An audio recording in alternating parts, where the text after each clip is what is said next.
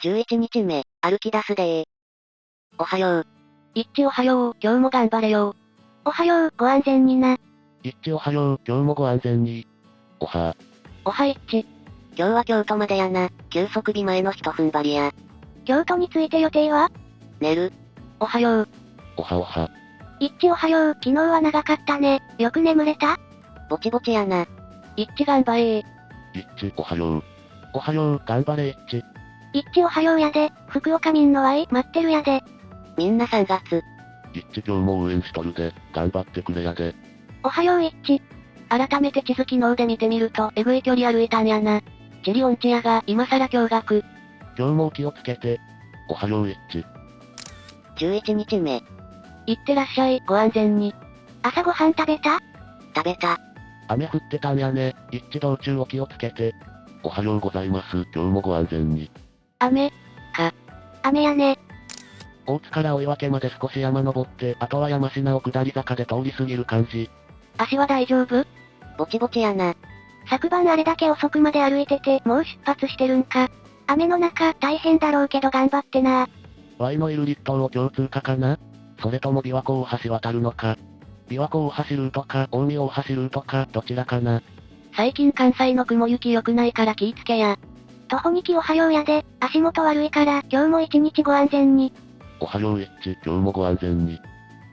いい道。そばの畑？私もそばと思って調べました。見た目は美しいですが、かなりの悪臭を放つそうです。このスレ、勉強になる。へえ。そばの花はものすごく臭いです。花が曲がります。マジ？マジ。よくそば畑を見ながらそばを食べさせる店がありますが、やめておきましょう。声ダメのそばにいる感じです。ひえー、地元民はきついかもやな。一致なんも言わんけど。なんか花畑が続いてる感じ。そば自体は匂いしないけどな。歩きづらいだとか、ここは臭いだとか、そういう苦情一切書かないもんな。一致が歩きながらうかつなレポートすると印象悪くなるやろうしな。農道さんは臭いのに耐えながら日本の食を支えてます。感謝感謝。滋賀ならにぼじろう食ってくれ。琵琶湖大橋無料にならないかな。京都駅周辺って今は3000円以下でホテル泊まれるのか、安すぎやろ。コロナ禍で外国人と修学旅行客があらかた消えたからな。石爆としてるわね、旅人らしい良い風景。もうすぐ越野原かな。篠原駅のあたり通れば平和堂あるで、滋賀県にたくさんあるスーパーとデパートの中間みたいな店。一致の靴とかが心配やな。まさかスペアは持ってまい。てか足大丈夫なん？どんなケアしてるんや？心配かけんと、たとえ具合悪くても言わんのやろ。さすがに何度も経験してるし、コンディション管理はワイらが心配せんでも大丈夫やろな。不意な怪我や事故にだけ遭わないよう願うばかりや。そうやろうかね。ちょっと無理してる毛もあるからな。お前ら一致の代弁者かよ。科目やからな、なんとなく気になって。雨、止んでる？せやな。土手みたいな道に繋がってる道かな、ここ。一致お疲れ、ほんま驚異的なペースで歩いてるんやね。このまま天気が持ってほしいのを。一致起きてたか、今日も頑張れ。これは暗い時に歩いたら怖い道だ。向こうに見えてるの、三上山かな？違うか。おそらく三上山やね。おはようさん。一致おはよう、無事に京都到着を祈っとるで。大見大橋ルート、琵琶湖大橋ルート、一致がどちらを選ぶか楽しみ。道、濡れとるな。今日はどこまで行くんや？京都。なぜ便器？なんだこれ、なんだこれ。大阪な。便器に座るまでも一苦労。ワイのトイレさらすな。なんやこれ、草。なんぞこれ。一致もただの観光なら、ここに座ってそう。流れるの？わからん。雲低すぎて不気味やな。今どこや？安。頑張れ。ピエリ森山行く？わからんな。もうすぐ安駅かな？今、安谷とピエリは琵琶湖側に4、5キロ行かないとダメだから、ルート的に遠回りになる。安川、まだ越えてないかな。一致頑張れ。少し休憩。大見大橋を通るルート？せやな。ボートレース琵琶湖に行って、旅の資金を増やそうよ。そんなお遊びできれば苦労はせんやろ。一致以外の流浪者ならするやろうけどな。もうホテルの予約はしたんか？まあ平日だから飛び込みでも空いてるとは思うけど。連泊やし、休憩ついでに今取っとくわ。そうか、取れるといいね、ところが。安く上がるとええな。着いたら死んだように寝て、たっぷりと休息してくれや。今日は爆睡やろな。台風来てるからあまり移動できんな。洗濯してくれる猿でもお供に連れてるといいのにね。けど猿が50キロの徒歩に合わせてくれるかどうか。再開。一致、雨大丈夫？今は病んでる。2号線、42号線、18号線って感じで歩いていくのかな？どんよりやな、涼しいんか？せやな。今日は少し早い時間に宿に入れるといいね。18時頃には京都着いたらええな。ホテルか。世帯機のスマイルホテルが安かったな。おいらの東洋コインの溜まってるポイント、プレゼントしたい、気分。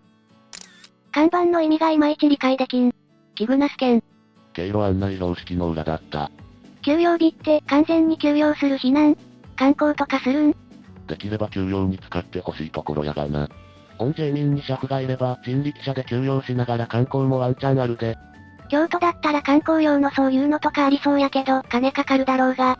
体と天気に相談しないとならんが、どこか一つくらいは、って感じやね。一致は出発が早いね。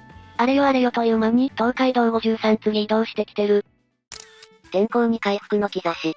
よかったやで。よかった。洗濯もあんだろ、休んだ方がええで。だが大社に行けなかったから、代わりにどこか観光するのもいいかも。静岡横に長井とか岡崎とか豊橋とか行ってたのに、もう京都の話しとる。すげえわ。滋賀県って京都に食い込んだような形してるんだな。一致、関東と西とで歩きやすさとかに違いはある？東北行くときは背中に太陽を受けるから、ふくらはぎと首がめちゃめちゃ焼ける。西に行くときは左半身が焼ける。予想外の答えや。すげえわ。すげえな。はい。鈴鹿越が今日から江戸へ向かう方が楽という話を聞いたことはある。一致、雨降ってきそうだが、道中気をつけてや。天気、最近不安定気味やね。飛び出し坊やや。雨は大丈夫そうかな。すげえ、まだやってたのか。天気平気か？京都まであとどんくらいや？ 26 キロくらい。一致の足跡どんくらいかかるかな。休憩を考慮しないなら5時間半ってとこやな。当然休憩するやろけど。夜までには行けるか。違って飛び出し坊やの出現率高くない？名産品なんか。運転が荒いんじゃねえの？発祥の地やで。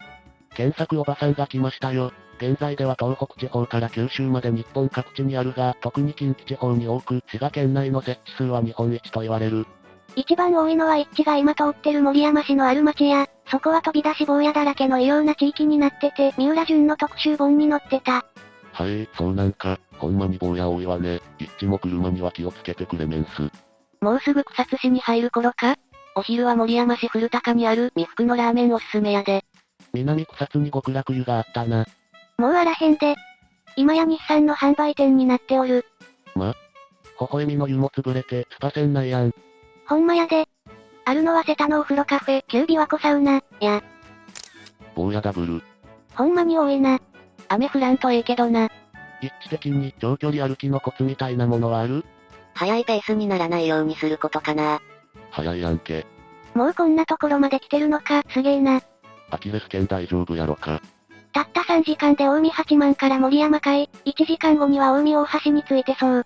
はよ休みたくて早足になってるのかも。今日中に京都市内行けるやん、すごいな。ものすごい気迫だから誰も邪魔せんのかもね。京都入ってからは住宅街しかないぞ。ずーっと住宅街が続いてて、田んぼとかないんや。京都から大阪兵庫までずっと一つながりの巨大な町や。少し光が、寝てる時だとかに足つったりしないんか？たるいの快活で、釣る直前のあの感じがしばらく続いたくらいやな。一致、足、特にふくらはぎあたりが傷んだ時は足三里あたりを押すとええで。さっき教えたツボをしとくとええで、またおかしくなったら。わかったで。足三里は膝のお皿から指4本分下やで。太陽出てきたわ。よかったー。京都は夜まで降らへん。立東へ。ついに来たか、そこから草津まですぐやで。立東。立東、トレセンあるとこか。トレセンがある場所やな。元は栗田郡って言ったんやで。近江国の国府があった場所らしい。相変わらず一致が頑張ってるので仕事行ってくる。小指、養生してね。小指どうかしたん？シューズってジャストフィットのが疲れづらい。ただ、外反母趾とか内反症子になりやすい。特に小指は擦れる。元バスケ部ジェイミンやけど足の小指の爪、ほぼないで。も元バスケ部やけど外反母趾や、それが原因やったとは。外反母趾というとパンプス履いてるネキさんのイメージやったけど。は小中ジャパン L やったから、なおさらや。指サックサポーターだとか必要？大丈夫やで。一致は怪我対策の衛生用品一応準備しとるみたいやで。足りなくなるやろうな。何せ一月はかかるんやし。痛み止め飲みながらごまかしつつ歩いてないとええが。もう一人の徒歩2期も小指を痛めたことがあるとか言ってたな。長距離歩くと靴の中で爪からうっ血とかよくあるで。県道42号やな。一致のルートでは立東を通過するのはあっという間やで。心配やな、あんま飛ばさんといいけど。近江大橋なら歩道があるから安心やね。琵琶湖大橋もあるで。草津へ。もう着いたか。関東民は未だに草津、滋賀県の違和感が拭えない。草津良いとこ一度はおいで。秘境群馬にワープした。関西民は東西線が日本各地にあることに困惑を隠せない。もう草津か、立命館がうろうろしてるから気をつけよう。飛び出しまくりで草津。本当に飛び出し坊やが多い。大津越えたら京都は目の前やね。一致、昼飯どうするんやろ。一致の昼ご飯予想。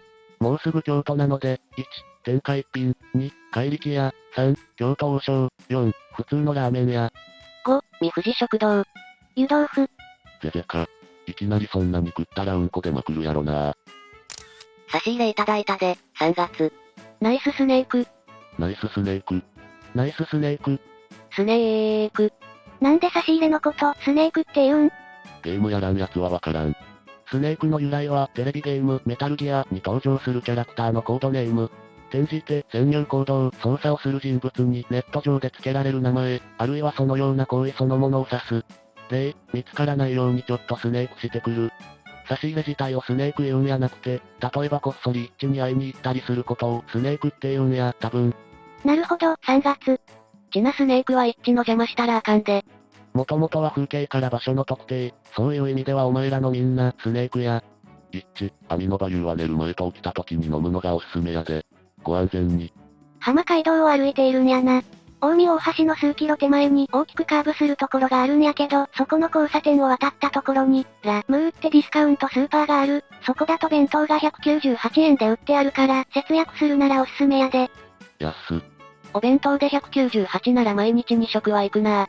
あんなもん毎日2食も食ったら10年後には体ボロボロになっとるで。気をつけるわ。京都って盆地やからあの山越えるんか。空気が良さそう。関西は安いスーパーが多い。ラ・ムーとか玉出とか。ラ・ムーは本社が岡山やからこの先出現率がアップするで。玉では何度か食べたけど値段相応やった。産業まで行けばポプラがあるで。ポプラってコンビニの？コンビニやけどご飯大盛りがエグいで。都内にもあったけどローソンに変わっていってる。初めて書き込むで、頑張ってや一致、辻堂で会いたかったわ。3月。少し休憩。おつ。今どこら辺なんや？草津あたり。もう草津なんや、早いな。今日には死が抜けそうやな。ほんで九州にはいつ頃来るの？ 27、28日あたりじゃね？ 3月、ほならは行くんちょうどおらんな。前すれの赤いトイレ30分ぐらいストリートビューで探してんだけど見つからねえ。二穂橋の南側だよな。小南自治会館のそばや。ああ、あったあった。横道の農道かと思って細かいとこばっか探してたわトン。一致、今そこのドンキにおるんやけど、どこで休憩中？そのあたりで休憩中や。一致頑張れー。ご飯。とんかつ。一致にしては珍しいチョイスやな。うまそう。美味しそう。ラーメンじゃないの珍しい。食べたい。まさか、とんかつとは。松野屋うまいよね。おう、一致、この飯はガッツ出るね。とんかつ食べたくなってきた。ライスと麺ではどっちが歩きやすいんかね？テレワーク中 Y のランチ、昨日の残りのカレー、一致のとんかつ裏山。日没までに山2つ越えたいわね。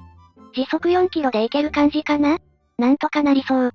五条通り経由かな？なんか欲しいもんあったら言うてな。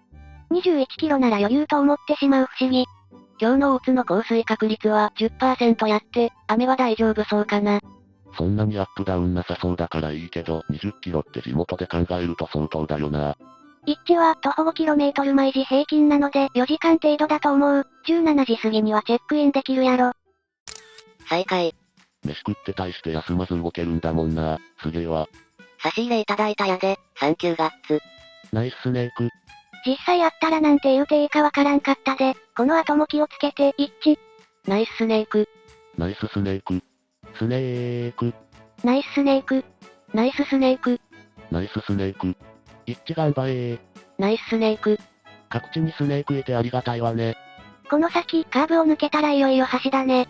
一致の工程だと、琵琶湖渡る橋があるんか。ラーメンじゃなかったのはちょっと心残りや。ナイストンカツ。ちょっと歩いてトンカツ買ってくる。勝山で往復歩くわ。一致も出発したし、ワイも仕事に戻るわ。一致見習ってちょっと歩いてくるわ、お使いだけど。これは、落花生？ひょうたん、草津はひょうたんが有名。おー、なるほど、3月。なんやかわいいんを。ここやな。昔は水筒に使ってたけど、今ってひょうたんって実用性ないよな。一致なら吹いて割れるやろ。ひょうたんは縁起物や、置物として、あるいは酒を入れたのが売っている。秀吉の旗もひょうたんやったか。旧東海道にあるひょうたん屋の三叉路が、急がば回れ、の語源なんや。わしは直進したことしかないけどな。京都の清水のひょうたん屋？いや、草津にある瀬川元のひょうたん屋。3月、勉強になった。そろそろ矢橋船のあたりか。誰かも言ってたけど、マップ見ると中国地方もほんま横に長いな。お、一致は狼川を渡ったな。雲は厚いけど、雨の心配はなさそうね。1ミリ以下の細かいのはわからんが。2期、今日大阪来れる？ウィダー差し入れしたいやで。今日明日は京都やな。そろそろイオンの前を通り過ぎて、近江大橋やな。ビッグブリッジ到着。脳内再生余裕。京都観光したら、行ったところの写真見せてや、実況まではいらんけど。わかったで。やっぱ海みたいにでかいわ。青空や、ほんま今回は天気に恵まれてるな。一致ももともとは一旅すれずき民やろ？せやな。琵琶湖は近江とも言われていたんや。琵琶湖修行の歌でも、我々は海の子、さすらいの王、って歌われとる。大津へ。いやいや、近江大橋から見える琵琶湖なんて一番狭いところやで。見てる、2期頑張れ。大津だー。天気が粘ってくれてるな。石山ルートかな？京都市は18から24の降水確率が4割やね。12から18は 10%。割とマジで京都って去年今年と行きしとるんか？観光なかったら絶望的やろ。今どの辺？大津。もうそこまで来てるのか。京都は今日中に通過しそうやね。スネークしようと思ってたけど、次の機会にしとくで。光線がかすかに見える。 2日間京都泊まりやろ。宿の近くに良さげな観光地があるとええな。飯とかちゃんと食えてるんか？お昼はトンカツ食うてたみたい。ほんまか、ちゃんと食えてないんやったら、酒と肉、たらふく食わすとこやった。需要は大事やろうけど、あんまり詰め込んでもそれはそれで歩きに支障きたすやろうからね。一致はどんな配分で計算して食うてるのかわからんけど、明日は一日休むなら、たくさん食べてほしい。能登島水族館がええな。柵とかなしでペンギンと並んで歩けるで。南の次は北で、日本最北のシャップ寒流水族館でよろしく。そろそろ大津駅やね。その後は登り道になるから気をつけるやで。なんとなくええ道やよね。一致、喉乾かん。大丈夫。そういや一致ってなんかルールとか決めて歩いてんの？乗り物に乗らない。そろそろ京都やな。ゴールまでのペース配分とか大体決めてるんやろうけど、今のとこ一致の予定通り進んでるんか？おおむねせやな。ただいま、今どこまで行ったん？さっき一致が食べた稲沢のスガキ屋で食べてきたやで。大津。水筒に濃いめの紅茶と砂糖と氷入れて、シェイクして飲むとええんやが。おい、明日差し入れしたいから、このまま京都で一泊しろ、通過するな。京都泊まるって言っとるやろ。一致はこの山の中を歩いているやで。航空写真で草。一致さ、この旅でウイダーエンゼリー何個ぐらい飲んだ？大体の感じで？たくさん。お腹壊すで。ウィダー、1日5個飲んだとしても60個やろ。スネークのみんなのご好意はそんなもんやないやろしな。大阪の関ってずっと大阪への道だと思ってた。大阪の小な書き方で。セミマルちゃんだっけ？セミマルちゃんやね。なんでかあの人の名前だけは100人一首で最初に覚えるよね。はい、勉強になるな。今日ピッチ早くない？できるだけ早く寝たいんやろ。そこの歩道の一部が微妙に京都府っぽい。この道って、脇見たら異常に石碑だのなんだのあるよね。誰それのなんたらの跡とか。また、決体なマンホールあったら撮ってね。京都行きたいな。行こうぜ。底辺だから旅行もまともに行けないよ、とほほ。地元でも回ってれば？俺もとほほや、旅に出る金も気力もない、俺の視界から色が消えたんや。旅なんぞ行けなくても、地元でも発見できるものはあるはず。京阪の横の道かな。みんなで京都に集まって、一致の激励会やろうや。京都は修羅の世界やで。一致は歩きたい衝動で歩いてるから、人に会いたいわけやないんやろな。この感じを楽しんでると思うで。もうすぐ山科区やな。この前、一致のタイムリミット知らずに宮島水族館に寄るのか聞いてしまったものだが、乗り物に乗らないなら宮島に行けんのやないか？いろいろすまんやで。離島に渡るときとか、やむを得ない場合は覗くみたいな感じでいいと思うけどな。北海道行けなくなってまうし。やむを得ない場合はしゃあない。淡島も最後は船で島まで行ったし。京都府、突入。京都上洛おめでと一致。おめでとう、関西楽しんでや。おめえ、そしていらっしゃい。早すぎやろ。おめえ。やった。おめでとう。万歳。日暮れ前に到達か。天下人ね。昨日須まで工程の半分って聞いたから、まだ半分手前なのか。気が抜けないわね。今日はもう宿取ったら、ゆっくり寝るといいで。今日の記録を見せたらあとはもうレスしないで、死んだように休むといいで。ついに京都か、すごいな。京都のお味噌汁は甘いみたいなので気をつけてや。京都のラーメンってなんかあるっけ？発祥でも名物でもなんでもええけど。そりゃ天一が有名やけど、うまいの食いたいなら一条寺行くんがええ。はい天一って京都発祥なのか、今知った。ラーメン横綱は京都やで。マジか。ついでに餃子の王将も京都。京都はラーメン激戦区やしな。このご当地の味ってのが逆になくなってるくらい。鎌倉は京都かなと思ってググったけど、大阪海洋だった。超人なん？兵庫県の水族館がゴールか。100キロ以上あるが、旅の距離にしたらあと少しだな。頑張ってくれ。ゴールは福岡だぞ。福岡？スレタイ読めるか？は？スレタイ読むんやで。ちな一致はスマの水族館にも歩いて行ったことある。やめとけ、倒れるぞ。過去スレ見て出直してきたらええで。去年は青森まで歩いとったか。誰かやめさせろ。京都やと、任天堂本社あるはずや。任天堂の旧本社はファミコンの形がモチーフで、今の新しい社屋はスーパーファミコンがモチーフ。これ豆な。京都といえば、京都水族館も割と近くにあるわね。山科区やな、知らんけど。問題は山科からの峠をどのルートで越えるかや。ここが京都か、ドスエ行っとるんやろか。めちゃくちゃ行ってるし、至るところからブブ漬けが飛んでくる。京都はコンビニの兄ちゃんまで品がある関西弁やったで。ワイだけかわからんが、京都旅行すると、店員さんの京都弁に燃えてしまうんやが。一致、昨日どこまで歩いたんや？今日は京都まで？近江八幡。せっかくや、京都はいいトレッキングコースもあるから、行ってみるとええ。551食ったことないけど、新幹線で開けたらあかんくらい臭いんか？開けなくても臭い、バイオテロ。注意書きされとるぞ。よかった、買わなくて。陸路なんちゃらのケーキにしたわ。まあ匂いは強いわね。味は、普通っちゃ普通だけど、なんか買ってしまうね。そう？皮も分厚くてうまいし、具のざっくり切りとジューシー感がたまらない。京都駅ではいつも買ってしまう。バッチリ月1では食べてる。なんだかんだ好きなんやけどね。天一と551とマクドは、月1でふと食いたくなる。551とマクドはすっごいわかる。なんかうまいかどうかじゃなく、551よく、マクドよく、みたいなんがある。551は店の前で食うもんやろ。551は美味しいけど、酢醤油ないのは理解できない。一致、兵庫入ったら、スマの裏まで六甲山縦走して。雲が厚くなってきてるな。住宅地だな。どこやろね。山科区かな。一回スマまで歩いたらしいから、今歩いとるとこは知った道なんやろ。渋谷街道。買い物の時間やな。フレスコ西の店。もう一個西のやつやね。北火山店か。もうすぐ山越え。山越えたら5番の目もすぐやな。宿着くまでフランとええね。京都のラーメンは新福祭。新福祭館と第一朝日は別にそんなうまくないぞ。至って普通のラーメン屋や、何度も特集される有名店であることと、1、2時間並んだ後に食ってることで、うまさがブーストされてああなってるだけや。京都のラーメンなら新福祭館がええな。天下一品も来来亭も全国展開してるからさ。修学旅行生を襲う。修学旅行ってやれてるんやろか。リモート修学旅行やろ。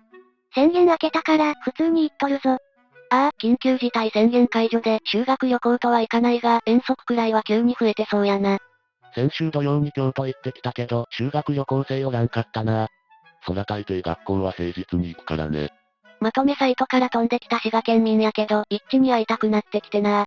海の中道からそのまま鹿の島行ってほしい。なんやか山に入りそうな予感。東山やこれ越えたら都会。清水の舞台見れば結構な峠越えってわかる。確かに京都って見渡す限り山に囲まれとる印象あったな。ここから伏見稲荷大社まで山際の道じゃなかったっけ？万歩計とかつけてるの？毎日終わりにスマホの表出してるよ。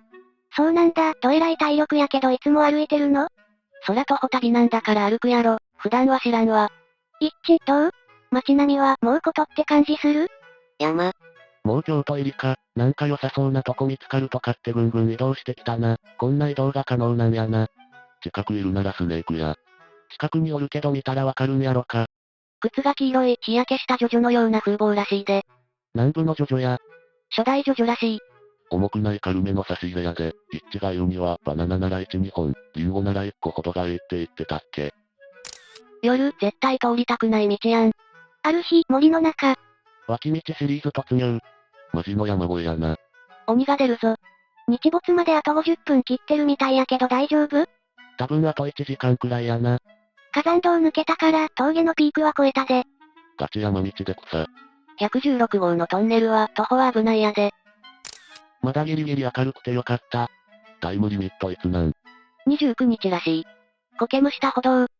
こっち側は誰も歩いとらんのか。毛上げとかその辺か？七条通り進む感じ？道が良くなった、よかった。宿まだつかないん？おそらく今、馬町あたりや。ここやな、京都女子大学、J 校舎。もうすぐ鴨川に着くやん。ああ、不動116歩いとるんやね。宿がどの辺か知らんけど、そこまで来たらもう何かと安心やね。フォーシーズンズホテルの陛下。京都でちょこっとだけ観光するんやったら、神社仏閣もええけど、なんとなく包丁のあり継ぐとか見てほしい気もする。東京から京都まで歩けるんだな。歩きすれは可能性を感じるね。こんなに歩いてるのに、まだ半分も行ってないんやで。めまいがしそう。徒歩2機がゴールするまでに、毎回なんかワイも成し遂げたろうと思うけど、何もできない。少し目を離したら、楽中に入っている。あと少しで今日のゴールやん。間もなく上洛完了な感じ。そやね、もうすぐ鴨川っぽいし。で、結局どのタイミングでストーカーしに行けばいいの？宿着いてから？地元民なん？チャリで15分のとこにいる。宿は即寝る可能性があるわね。五条大橋で上洛やろね。七条か塩麹か、どっち渡るんだろう。今日は京都までだっけ？ゆっくり休む時間ありそうでよかった。もうこんなところまで。その先のファミマにおるし、差し入れさせて。3月。京都駅前が確実なんやろけど、人多そうやな。33元堂やん、ワイ好き。ワイも好き。前の旅で一致が33元堂来た時は夜やったね。せやねんな。スプリンターごっこしたいわね。七条を歩いてる？七条てか、県道 113？ 113から33元堂の前の道に入ったんやね。塩麹橋から京都駅行くんやろか。京都駅のろうそくタワーは見ておきたいね。差し入れいただいたで、サンキューガッツ。無事渡せてよかったわ。残り少しもご安全に。ナイススネーク。ナイススネーク。ナイススネーク。ナイススネーク。ナイススネーク。ナイスね。てかもうここまで来たのか。一致、股関節は無事か？ぼちぼちやな。あれよあれよという間に進んできたな。掛川とか琵琶湖とか言ってたのに。もう東海道53次移動したってことやろ？サクサク来た感じがする。ペースは去年と変わらんが、日程的にはギリじゃないかな。東海道を11日で歩き切った、って考えたらすごいな。明日あたり兵庫かな？七条、川端、鴨川、渡るんだ。鴨川か？上洛完了やね。あと少し。一致すまん、後で体重分かったら教えて。東京、京都を歩くと、どのくらい痩せるか知りたい。出発前が73で、73、70、71、70、最新、の変遷。もともとかなり絞ってる感じやね。燃費ええね。こんだけ歩いてマイナス3キロなんだ。痩せるって大変。痩せたくて歩いてるわけじゃないんですよ。それは知ってる、ただの興味。ご飯もう一食いる？寝落ちしなければ食べると思うで。明日全休やし、ご飯多めでも問題ないやろ。朝ご飯にしてもいいし。さらっと渡ってしまった鴨川。ゴールだ。ワイでもわかる京都来た京都タワーさん好きや一致写真撮ってくれてありがとうございます。前の旅でもタワーさん撮ってくれてて綺麗だったんごね。お疲れ一致。ついにヨドバシカメラ。周りの人は東京から歩いてきたとは思わないだろうな。京都、やな。こんなことが可能なんやな。お、京都やん。東京駅を出発して11日目、上洛。おめでとう。お疲れー。おめでとう。お疲れ様。今夜はゆっくり休んでや。一致上洛おめでとうやで。お疲れー、上洛おめでとう。上洛おめでとうございます。一致お疲れ。後醍醐天皇なら出かけとるぞ。一致お疲れ様、ゆっくり体休めてなー。おめでとう。京都駅来た。おめ、すげえ。はぁ、すごいんご、おつやでー。京都駅前に無事到着、おめでとう。お疲れさん。お疲れ、ゆっくりしてや。みんな3月、ホテル行きます。お疲れ一致、最後まで油断せんようにな。ほんまゆっくり休んでな。思ったより早くゴールできてよかった。お疲れ様でした。明日、一致いないの寂しいけど、明後日、待ってる。改めてすごいわ、一致かっこいいです。めっちゃええやん、たまらん写真すぎる。おう、写っとる。京都は2年前に行ったな。そうこんな感じだったわ。京都タワー、くっきり京都駅に移るんやな。京都タワーの地下の銭湯に入ればいいのに。あそこなくなった。マジで？もう潰れたんやで。閉店したんを。京都旅行はあそこで風呂に入ってから新幹線で帰るのが良かったのに。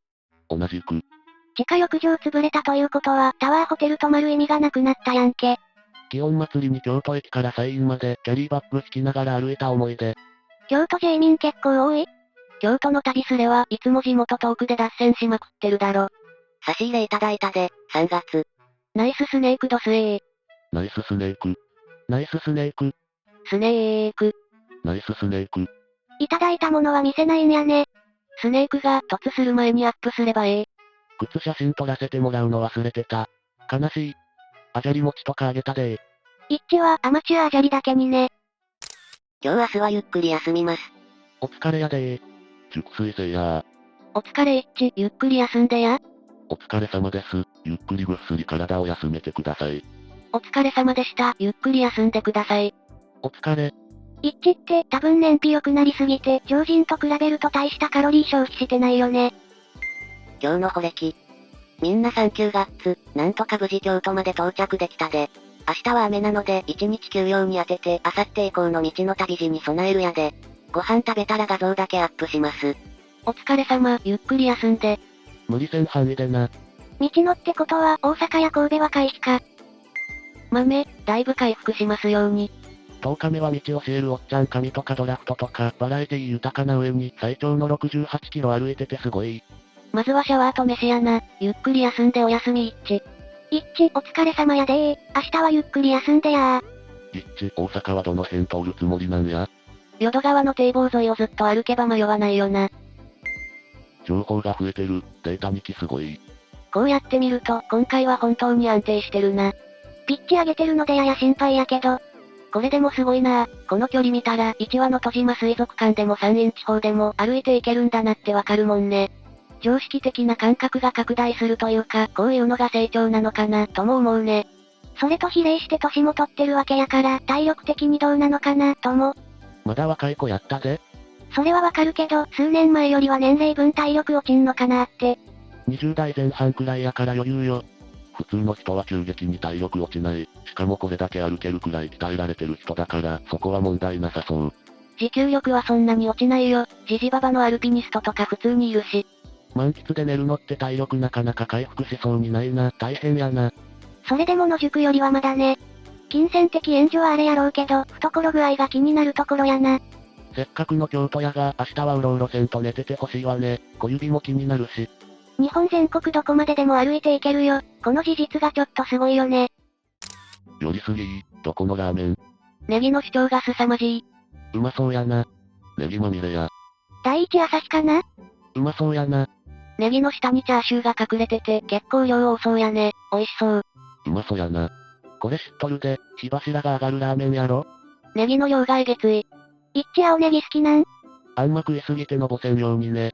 ネギすっぽい。休息日でもアルコールに頼らん、多分、ところがなんとも。京都のラーメン有名なとこか？もう京都って地味にペースやばくね？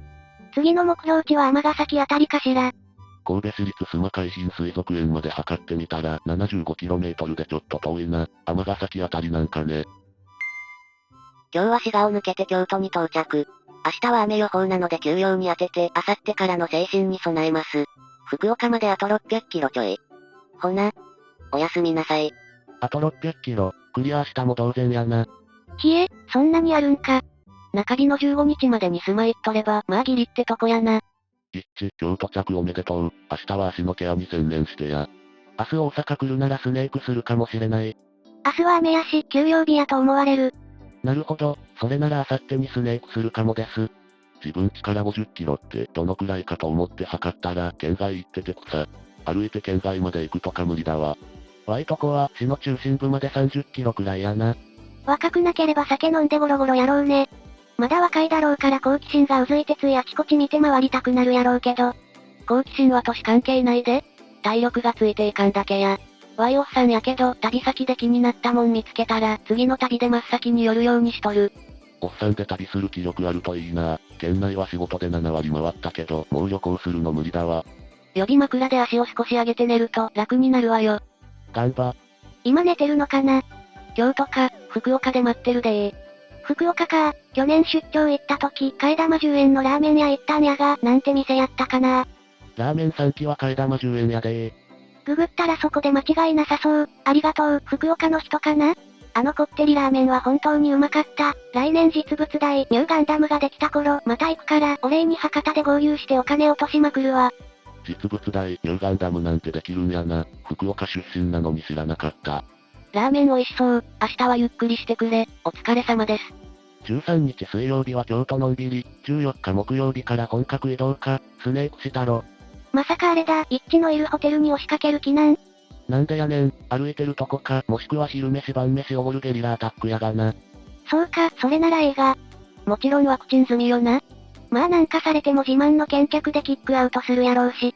一致、明日の予定ルートはスネークできたら。休ませたりや。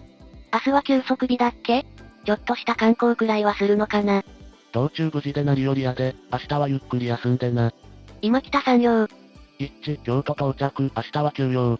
おお、もう京都まで来てたんか。歩いて行けるもんなんやな。お通夜でゆっくり休んでな。一日休んだらもう一日休みたくなってもう歩く気なくなりそう。そんなモチベじゃないと思うぞ、三日坊主みたいな感じの人ならとっくにやめてると思う。超長距離何度も踏破してるからな、リタイアは1回だけだ。調べてみたら11日で中山道踏破ってやばいな。ペースもなかなかやばい。普通なら1日でもしんどいレベルの距離を毎日歩いとる。徒歩でこれなんだから、自転車なら途中で押して進んでもこの倍以上進めるって考えると、名古屋京都間なんて自転車で1日で行けるんだな。某 YouTuber が東海道を自転車で12日、中山道を自転車で12日かけて走破してたけど、一致はとんでもないペースやな。東京大阪間を24時間で走り切る猛者はゴロゴロいる。一瞬ランニングかと思った。ロードバイクですね。多分ママチャリでは無理ですね。おはようやで、今日はのんびりしてな。一致、今日はどこ巡るんやろな。徒歩2期、今日は休養日やったな。明日以降に向けてしっかり休んでな。一致おはようやで、足のケアだけでなく気持ちのケアもするんやで。今どこらへん？昨夜上洛、今は夢の中。前編の真ん中あたりかな。すげえわ、3月。おはよう一致、今日はゆっくり休んでー。まだ中間ってのがね。せめて今日だけは休息日を貪ってもらいたいところ。一致の専属コーチにでもなればいいのにね。なあ、ワイもそんな時間欲しいわ。仕事辞めたくなるな。けど毎日50キロはきついと思うで。おはよう一致、ゆっくり休んでな。おはよう皆さん。兵庫岡山県境に来たら差し入れ渡すで。一致は兵庫岡山県境はどうするんや？国道2号と250号とあるんやが、2号線はほんまに数十キロなんにもないから、比較的店のある250号、赤穂市備前市経由、をおすすめするで。山陽本線ルートより赤穂線ルートの方が栄えていて楽ってことですか？山陽線ルート、山越えがすんごいきつく、熊の目撃情報もある。途中周りに店なんてない。詳しく言うと、上郡駅周辺から吉永駅まで店なんてもんはない。相生から国道2号線ルート。相生駅周辺を過ぎて2号線方面に進むとファミリーマートがある。それが兵庫岡山県境最後の店。ここからナマズ峠とかいうしんどい峠道がある。トラックがバンバン飛ばすので危ない。相生から国道250号線ルート。相生駅から赤穂線沿いに進むルートで比較的店はある。赤穂市は温泉もあるので、ここでゆっくりしてもいいかもしれない。ただし、兵庫県赤穂市と岡山県備前市県境には峠があるため、しんどいとは思う。ただ、上の2つの峠よりはマシ。備前市に入ると、日生、という牡蠣のお好み焼きが有名な港町がある。250号線から2号線への合流までには店はちょこちょこ点在している。以上、岡山県民より。ひえ、めっちゃ貴重な情報じゃないですか。一致に届けー。なるほど、3月です。3月、ルート決める参考にするわ。いえ、参考になれば嬉しいで、事故だけは気をつけてや熊の情報は前の方のスレでもあったね。熊って50キロくらいスピード出せるんやて。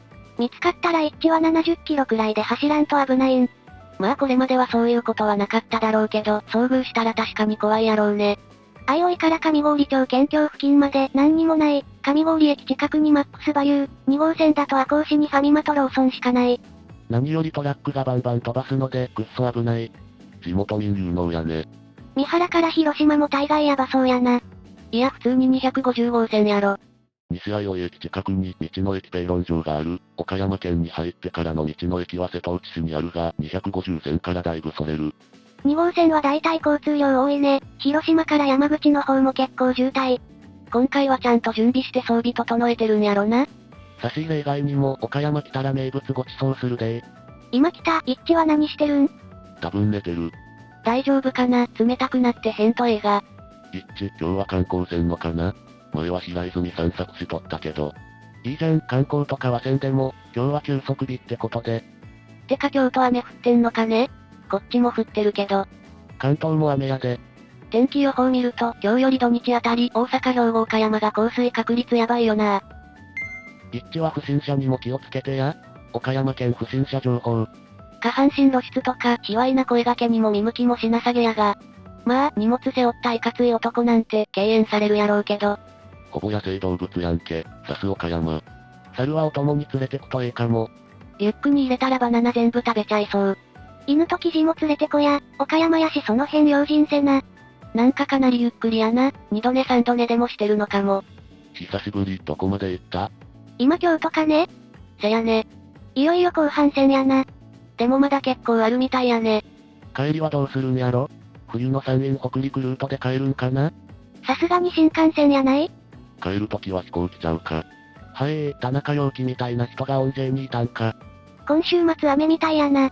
明日は雨だからやー雨た、ができんしね。足つってないとええけど。どこかでマッサージ受けて一日休みでもええわな。一致なんかあってもみんなに頼らんタイプやし。一人で頑張りすぎてるよな。今日はオフデーなら、あえてあんま書き込まないのかもな。あくまでも歩くときだけ報告ってのもいいやん。一致は我々に気使いすぎてる節もあるしな。考えてみれば歩くのも大変やろうけど、ずっと実況し続けるのも気疲れするわな。ほんまやね、一致の無理しないペースで続けれればええわ。わいらもちと実況に期待しすぎてるかもな。おはよう。おはよおはよう一致。一致おはよ起きたか、はようやで。一致おはよう、ゆっくり休めたかな？何にせよ、これからのルートは夜間無理しないこと、車や野生動物が怖そうだ。まあ今日はくっちゃ寝してるとええで、ルートでも考えつつ。山越えは危険やね。とにかく安全第一にしたってな。いっそ山陰回ってのコースはどうや？中国山地は熊がたくさんおるで。みんなサンキューガッツ。今日は体を休めてご飯食べて明日に備えるわ。夜に市内を見て回った画像をあげるかもしれん。よかったよかった。一致のペースで続けてくれやで。そうかそうか、十分に養生してくれ。京都の夜ってなんか出そうで怖いけどな。なんか楽しそう。熟睡できたみたいやな。よかったわ。困ったことだとかあれば、どんどん聞いてみるとええで。今日は休みなんか。休息日やで。一致お疲れ様やで、ゆっくり休んでや。京都は雨降ってないんやな。明日もええ天気になりそうでよかった。有能な地元民が交通情報を上げてくれとるんやな。スマから先は道の領域やし、地元民の情報が頼りや。下手に悩むより2号線を行った方がいいよ。一致はコンビニに頼ったスタイルやないし、野宿上等だから宿泊地の制約も少ない。250号線をおすすめした理由の一つとしては、一致が事故に遭うんが怖いんや。特に兵庫岡山県境は歩道も少ないし、人が歩いていることもほぼないから、車はバンバン飛ばすからね。ストビューで見たら、どっちも歩道があかんな。旧道はないんけ？ 2号線の旧道が250号線だと思うんだけどな。選択肢はあるからね。わいは一致の道を見守るわ。決めるんは一致やし、一致が安全であればそれでいい。せやせや。みんな安全を願って見守ってる。優しい。オンジェイぬくもりていいやね。今日は涼しくて歩きやすそうやな。来週くらいから最低気温も10度下回ることもありそう。気温の変化も気になるわね。今ってまだ外国人観光客とかおらんの？夜の祇園の石畳とか写真撮り放題やったらええな。ええなそれ。かなり少ない、ほとんどおらんぞ。一致おらんの？お休みかえ。一致休息中。夜に散歩した画像あげるかもしれんってさ。観光の模様を楽しみにしとこ。もう京都か早いもんやな。今日は天気も悪いし、ゆっくり休むんやで。京都まで歩いてきたのに、まだ半分も進んでないってんだからな。今半分くらいやないんか？昔の人もこんな感じに歩いていたかと思うと、ほんますごい。昔の人は整備されてない道やったし、今より大変やったろね。視界道すら雨が降ればドロドロや。あとは趣味で歩くだとかじゃなくて、移動の手段として歩かざるを得なかっただけで。だから宿屋に着くと、水かお湯の入ったたらいが出されて、部屋に上がる前に足を洗うんや。最近の時代劇はすっ飛ばしているけど。憧れるわ、徒歩にきみたいな生き方。当時。待ってた。晴れてよかった。何かわからんがすごい京都感。調べた、当時近藤。京都観光楽しめたっぽいね。大阪の間にスネークする予定。3月。京都、ゆっくり見れたんね。一致京都まで着いたんか。楽しそうでいいわね。あと半分やね。なんだ、観光ももうしたんか。一致おるやん。明日はとりあえず大阪の北を通って西宮のあたりまで行ければいいけど、雰囲気次第やな。ここからの後半戦に備えて今日も早めに休むやで。お疲れ様。お疲れ様、おやすみ一致。おやすみ一致。大阪の北で待ってるで。最短を行くなら、宝塚から六甲の裏側抜けて、姫路方面やで。おやすみ一致。おやすみ、西宮はワイのおばあちゃんが住んどるわ。おやすみなさい。おやすみ一致、明日からも楽しませてもらうでー。前半戦お疲れ様。いつも感動をもらってますやで。後半戦もどうか安全に気をつけて楽しんでやー。おやすみ一致、お疲れさん。お疲れ、また明日。明日大阪通るみたいやけども、ワイは家で一致のこと応援しとるでー。ゆっくり休みや。京都から姫路、快活はしごろう、修正版。3月、見やすい、すげー。すごい。おはよう。おはよう、今日からまた頑張ろう。おはよう、一致今日もご安全に。おはようございます。疲れは取れたかな？よう寝たわ。おはよう一致、今日も頑張ってくれ、応援しとるで。3月。今日は多分8時半過ぎに出発やな。おはよう一致。おはみき、しっかり回復できたら何よりだ。今日も一日ご安全に。おはよう一致、ゆっくり休めた？今日もご安全に。天気に恵まれますように。おはよう一致、今日も一日頑張って。一致おはようやで、足の調子はどう？今日もご安全に、やで。おはよう一致、楽しませてもらうで。一致おはよう、今日も楽しく歩いてや。朝ごはんもりもり食べて、今日からまた頑張ってや。一致おはよう、後半戦無理せず頑張ってや。一致おはよう、鉄道の日やけど一致は徒歩やな。今日も旅の安全を祈る。おは一致。おはよう一致、天気はどないや？そろそろ出発かな。とにかくご安全に。今日もお気をつけて。後半戦もご安全に。今日も仕事の合間合間に応援するで。大阪の北の方歩いて西宮あたりに行けたらええな、って一致言ってた気がする。北摂から美濃を抜けて、まっすぐ西宮向けていくんやろ。大阪の中心は東西一本線より少し南にあるんよ。今日も天気ええとええな。わい京都済み、天気いいぞ。休養日を挟み13日目。ちょうど真ん中辺やね。ええ天気、今日も一日ご安全に。一致頑張れー。いい一日を。快晴やん、ご安全に。今日もご安全に。国道171で高槻からの西宮かしら。おはよう、多少回復したのかな？ぼちぼちやな。おはようございます。今日もご安全に。一致、今どこや？当時のあたり。今日も道中気をつけて。一致、朝ごはん食べた？ホテルで食べた。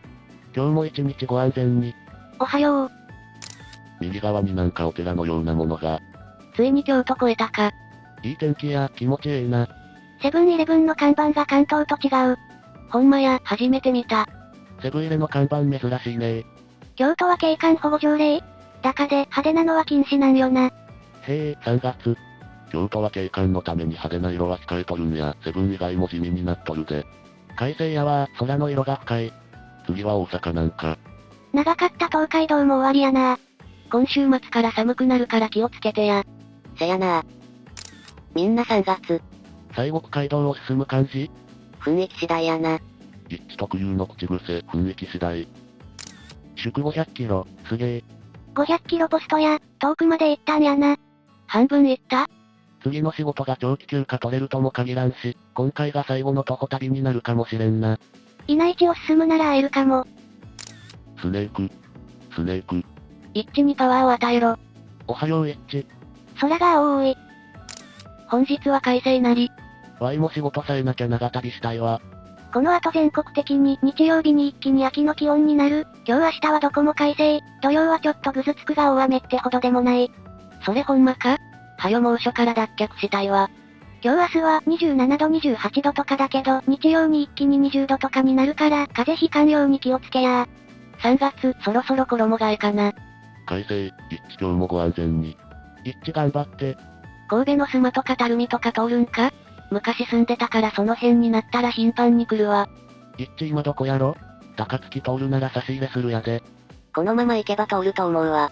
一致高槻通るんか、弥生県には寄るのかな？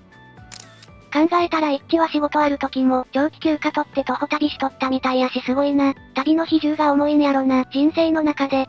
わいはやりたい思うだけで行動に移せんタイプやから一致みたいな人憧れるわ。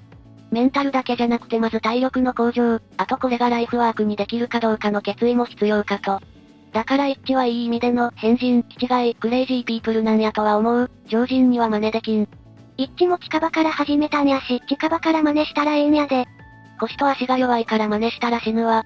今、名古屋あたり歩いてて、到着は来月ですじゃ。誰もこんなに注目しない。わいも時間さえあれば一致みたいな壮大な目標を立てて何かやりたいな。まあわいも前の青森で触発されて、ジョギング始めた。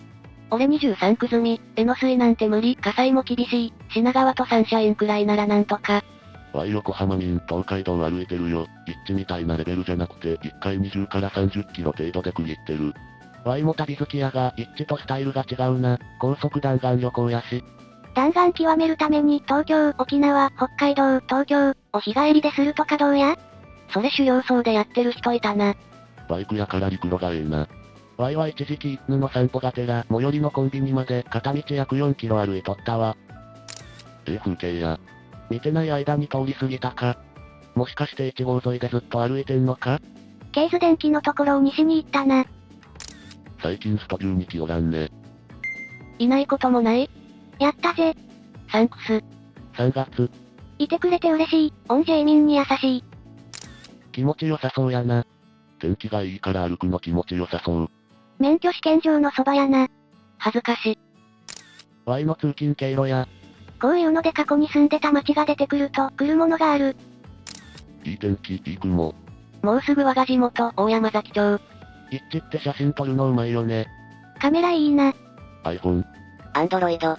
大丈夫かな？歩道がなくなるあたりだよね。一致、オービスには気をつけるんやで。171入った。よかった、変な作りの幹線道路横断できた。ね、南行っちゃうとわけわからんなと思ってた。無事北側へ行ったようだ。なんかスマの時の道とめっちゃ既視感あるような、ないような。大山崎インターチェンジ、意味わからんな。車でも徒歩でもどこ抜けたらいいのかわかんね。かなりごちゃごちゃやね。名神と刑事バイパスと縦貫道の分岐やし。山口来たら差し入れしたいけど、一人で行くのちょっと恥ずかしい。女でも差し入れしたことある人いますか？女やけどしたでー。岡山来たら差し入れしようと思ってる。前にどこかでネキが晩ご飯ごちそうしてたで。女やけど差し入れしたで。ありがとうございます。私も行けるように頑張ります。勇気優しい。女子もポチポチおるやでー。前に名古屋で焼肉おごってたスネークネキおったし。京都市から高槻市は道幅が狭く、歩道がないところが多いけど、西国街道がまあまあわかりやすいよね。夜までには大阪つけるんかな。歩道橋に地名が書いてあるけどよく見えぬ。老眼。西高田、大山崎町、大山崎。国土交通省、大山崎車両計量所。って書いてあるで。3月。あっという間に京都抜けそうやな。見客。そろそろ昼飯考える頃か。少し休憩。今日の目標は尼崎あたり？遠すぎへん。少し遠いか。西宮。西宮球場やな。すげえ。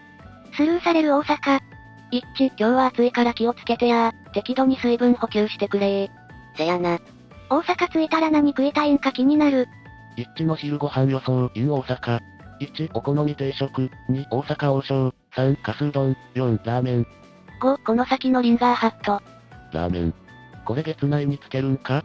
半分の神戸までは経験済み、残りは未知の領域。単純に距離半分だから行けるか無謀だったかは、一致が教えてくれる。徒歩に気つつくかトトカルチョ開催されそう。再開。今日はかなり長距離になるね。頑張って。長距離なんか一致応援しとるで、休憩しながら無理せず進んでな。市街地やからこそ、距離稼いどきたいんか。歩道めっちゃ綺麗やな。予算あるんやろな。ええやん。大阪、突入。おめでとう。大阪入りおめでとう。おめでとうございます。大阪入りおめでとう。この後もご安全に。大阪突入おめでとう。大阪入り、おめでとう。大阪抜けたら距離的にはちょうど半分くらいか？西国街道やんけ。その先に、鍵湯っていう美味しいうどん屋さんがあるぞ。丼もうまい。171捨てたんやな。Google マップだと171歩かせるんだけど、ここら辺歩道ないから外れたんかね。大阪秋の陣開幕。そろそろ昼飯か。たこ焼きとか食べ歩きしたらめちゃくちゃ楽しそう。久しぶりに見たらようやく大阪で草。一致、昼飯は高槻入ってから？せやな。つまり弥生県か？タイミング合えば、西国街道のラーメン屋でご馳走したいねん。なるほど。青空が綺麗だ。姫路から岡山間に西相生駅近くの道の駅相生ペイロンがある。その先赤穂線日生から入りの中間地点に備前海の駅があるが20時閉店。JR 赤穂線の距離だが西相生から岡山が 61.7 キロ。Y も相生駅からは250号線をおすすめするわ。相生駅から2号線は備前市の静谷学校入り口交差点までマジで何もないからな。高槻へ。おつやで。そろそろご飯か？差し入れはかさばると困るかもしれんのでご飯代をおごりたい。一致が何を食べるかで Y のご飯も決まる。かさばらないもの渡したいです。栄養ドリンクとかじゃがりことかですか？リンゴとかがいいよ。重いわ。前回の浅虫水族館の時、一致喜んでた。あれは青森という土地だったからやない？リンゴは少し重くないか？ポカリとかええわな。秋晴れで綺麗やな。171戻ってきた。雲がええやん。歩道狭すぎ。いい雲だな。頑張ってるやん。伊丹通る？尼崎通る？そろそろラーメンかな。元カノの家のすぐ近くが映っててなんか草。今どこなん？缶巻きすぎたあたりか。ちょっとタイミング合わないな。仮にタイミングあっても、どの人かわからんだろ？人違いなら最悪だしな。すぐわかるで。過去すれ見ればおおよその予測はできるぞ。靴見ればほぼわかるだろ。こっちもタイミング合わんわ。スネークしたことあるけど一目でわかるよ。背が高くてでかいリュックに杖ついて歩いててすぐわかる。あとめちゃ日焼けしてた。それっぽい場所に着いたら、アンドロイドで写真撮ってる人探して、片っ端から写り込みに行けばええやろ。自分の写真がスレに上がったら確定や。しっかし良い天気。綺麗。一致おつやでー。そろそろ大阪？もう高槻やな。綺麗やな。一致の撮る画像はみんな綺麗やな。苦いコーヒーなんかおごりたい。リミットが29日でギリギリやからな。あんまり一致のペースを崩すことをしないスネークがええで。大丈夫です。ここは千葉だから思っただけよん。よ。結構な街中やね。高槻駅やね。ご飯かな？あ、高槻駅前か。高槻駅前の整理されてない感じが好きやわ。いい居酒屋あるし、好きな街。もう大阪来たんか。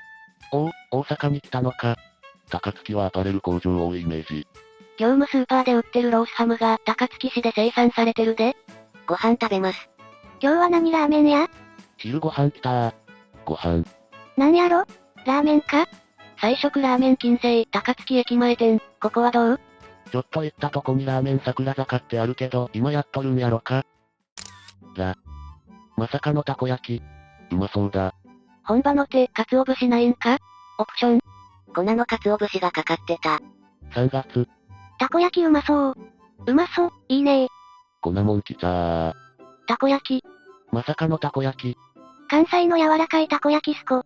足りるんか？よくわからないけど、歩きすぎるとたこ焼き食べたくなるんかな。後でたこ焼き買ってくる。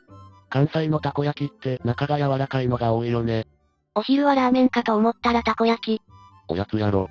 大阪ミックスジュースも。ミックチュジューチュ。たこ焼きで夜まで体持つのかな？一致は割と燃費やで。これまでここにあげとらんだけどかもやけど、重めの食事してるとこ見てないな。ラーメンにライスとか餃子くらいつけてるとは思うんだがな。削り粉かかってるな。どこのたこ焼きやろ、ごっつうまそう。ラーメンライス、お好み焼き定食、こいつらはわかる。たこ焼き定食ってあるんか？たこ焼きにライスはつけんな。お菓子みたいなもんやし、お好み焼きにご飯はたまにつける。3月、チナワイはパスタにご飯でも食える。再開。ご飯は、いい天気、ガンバ。これすごい。自転車用エスカレーター？マジか、なんで全国に広めんのや、めっちゃ便利やん。地元で見かけたわ。トランクケース置くエスカレーターかと思った。さすが大都会やな。うちの方じゃ見たことないな。世界初がノルウェー2014年ってのも初めて知ったわ。新しいんだな。ノルウェーのやつは乗車したまま装置に片足かけて登るやつやね。自転車のタイヤ乗せてアシストする一致が画像上げたタイプは全盛期からあるやで。タイプが違うのか、道理で話が食い違うわけだ。すげえ、初めて見た。都内なら地下駐輪場によくあるぞ。都営新宿線の篠崎駅にもあるで。自転車のエスカレーターってある程度栄えてる駅の駐輪場とかにない？仙台の駐輪場とかこれやぞ。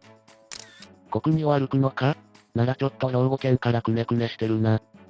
もしかして明日あたり神戸に来る感じ？せやな。岡山入るのいつくらいかな？差し入れするでー。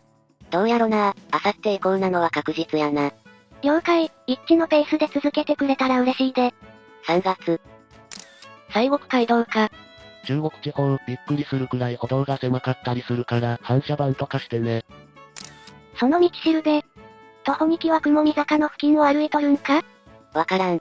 もう茨城市だ、早いな。意外と長いんやな。正直長くて4日くらいやと思ってた。こんだけ早かったら西宮球場の阪急ブレイブス VS ロッテオリオンズの応援に間に合うんとちゃうか。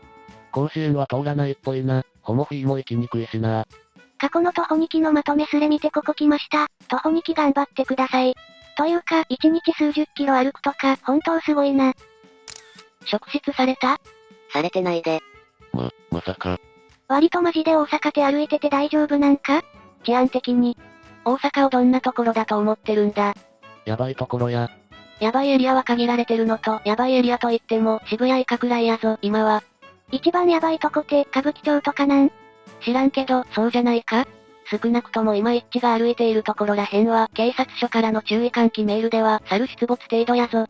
とはいえ、これまでも何もなかったことやし、まあ一致なら平気やろ。一致は今回、他の徒歩旅の人とか見た？ 5 歳でバックパッカー見かけたわ。東京方面に歩いてた。余計なことやけど、いつも出発前にお参りだとかはしてるんか？してないで。そうか、まあ神頼みなんてするタイプやないだろうけどな。けど道中は長いから不安にはならへんのかなと思ってな。もうすぐ近く通ると思うとなんか嬉しいな。応援してるで。山陰は通るんやっけ？ 10 月中は出雲に神様うじゃうじゃいるから、通るだけで5カゴある気がする。山陰は通らないんちゃうかな。一致は歩くだけで徳をどんどん積んでるから山歩かんでも構わんやろ。確かに。今まで何も起こらんのはそのおかげかもしれへんし。山陰は良さげな場所、セーブポイントが少ないし、徒歩はちょっと怖いな。一致、日差しは関東とは明らかに違う。あんまわからんな。大阪はいつも暑いぞ、東京なんか比較ならないくらい。今日昨日はまだマシだが、それまで10日くらいずっと30度超えだったわ、10月。福岡もやで、けど日曜日からいきなり冷えるらしいで、一致、体調管理気をつけてーな。風がだいぶ秋になってきたわ。お昼ご飯、たこ焼きだけでお腹すかない？おにぎり食べた。どの辺なんや今。茨城入るくらいでないか。豊川あたりやな、多分。もうすぐで見のうかな？もうサイト線くぐったんか、今日は伊丹ぐらいまで行くんかな？身の上。結構がええ感じ、日が落ちてきたわね。マスクしてる？コロナというより車の排気ガスや舞い散る小さなゴミで鼻の中真っ黒になるよ。人がいるときはしてる。一致頑張れ。差し入れいただいたで、3月。ナイススネーク。ナイススネーク。ナイススネーク。うちの前は過ぎてったな。今日中に兵庫入る感じやね。2期、なんかこれあったら助かるってものとかある？京都で整え直したから大丈夫やで。銭は足りてるんか？まあなんとかなるやろ。なんとかならんかったら、スネークどもの差し入れでも売るとええで。かさばらない程度の京都土産でいいでね。感じのいい夕焼け、頑張ー。たまに長めのウォーキングで10キロくらい歩くことあるけど、その5倍とは、どんな足してるん？日がだいぶ落ちてきたね。夕方になるとぐっと気温下がるね。汗冷やさないようにしてな。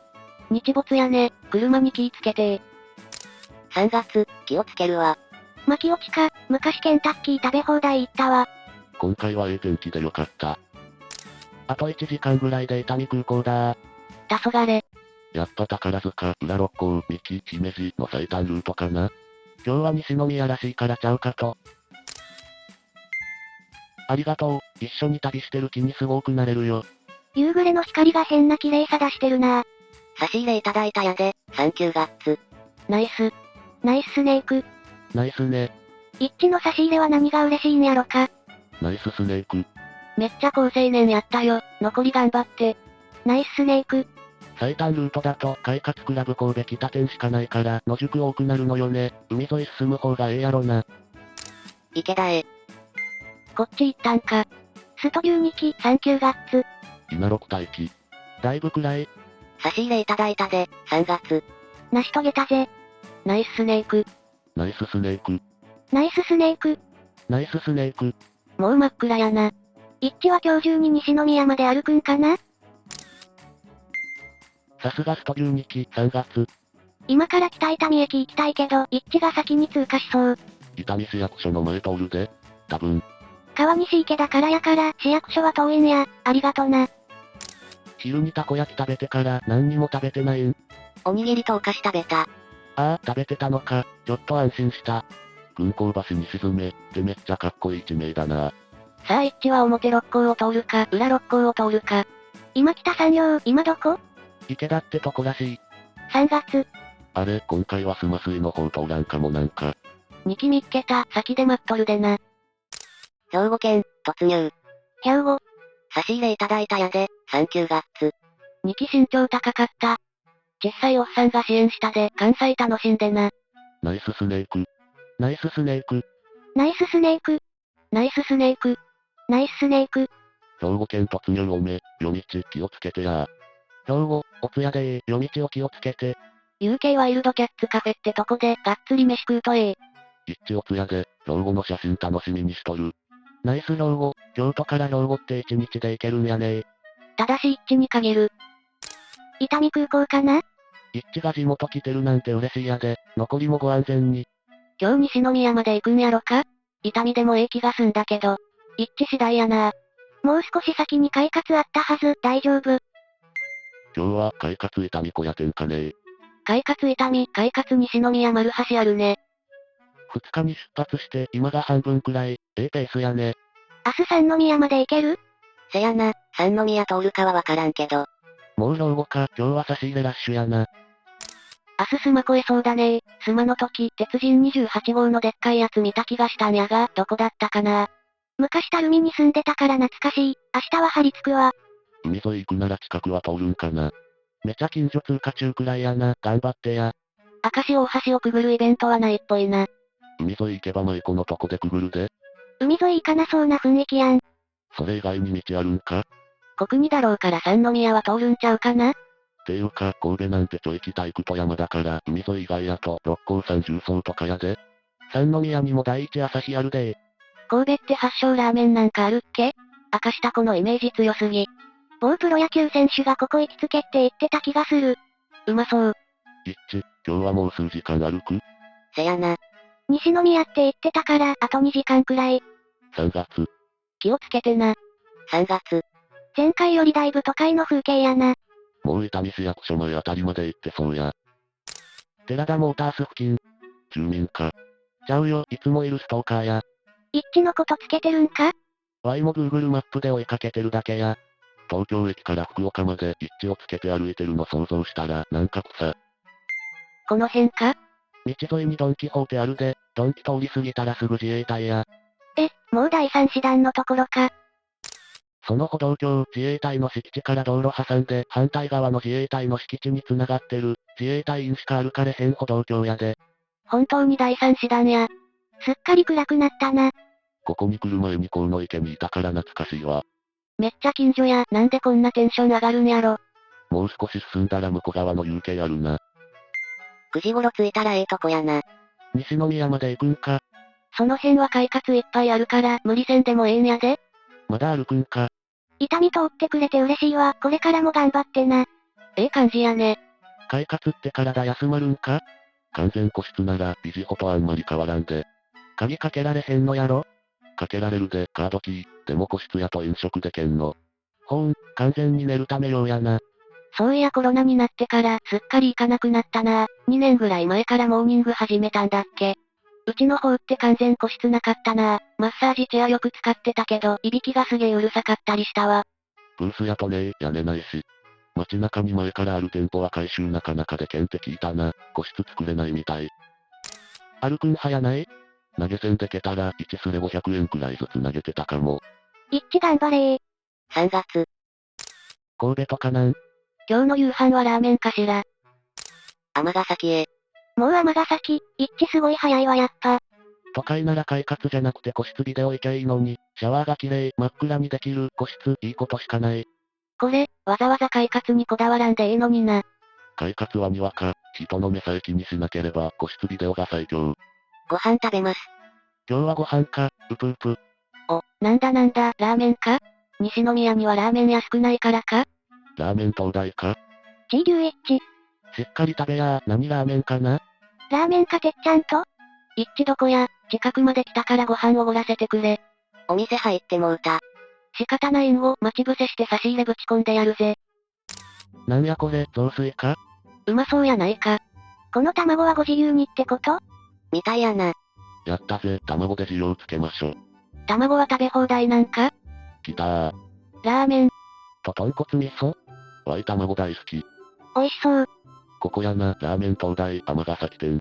うまそうやな。徳島っぽいなぁ思ったら、徳島やったわ。東大ってうちの県にもあったな。ラーメン東大ってなんで東大なんやろ？ラーメン界の頂点を目指すという意味を込めて、東大、と名付けられた。大阪が淡白すぎてわろ。半日で大阪抜けたんか？大阪住民多そうなのに。結局快活は西宮丸橋か？あと1時間ぐらいか。再開。快活までラーメンでライフ満タンにして、本日のラストスパートやな。いつの間にか大阪過ぎてた。あと1時間弱くらいか。すげえ。一致食べるのも早いわね。暗い道、足元にお気をつけてな。明日の朝ごはんは、寸胴屋かな？徒歩2期は睡眠時間とか大丈夫なのか？毎回見てると短めに感じてしまう。体大事にです。このままやとワイの地元通るやんけ。お家きれいにしといて。道路、吐き清めておくんやで。スネークしちゃいなよ。早すぎる。一致発見伝。一致が道半ばで倒れる確率88%。自転車の朝日って、ほんまにどこにでもあるんやな。Y の自転車もサイクル朝日や。一致は食べられないものとか苦手なものとかある？ビーフジャーキーとか嫌い？食べるで。差し入れいただいたで、3月。ナイススネーク。ナイススネーク。スネーク。ナイススネーク。ナイスね。兵庫はスネーク多いな、暇人ばっかなんか。暇かは知らんけど、確かに兵庫のスネークさん多いわね。ナイススネーク、ワイもスネークしたかったんを。いっぱいもらってるみたいやけど、荷物どうしてるんやろ。確かに何を渡せば喜ばれるのかわからんな。福岡まで歩いたことないし。かさばらないコンパクトなものがいいと思う。今来た産業。晩飯はラーメン東大。 3月。一致めちゃめちゃ高青年だったぞ。差し入れの袋めっちゃ持ってて草生えたんを。草。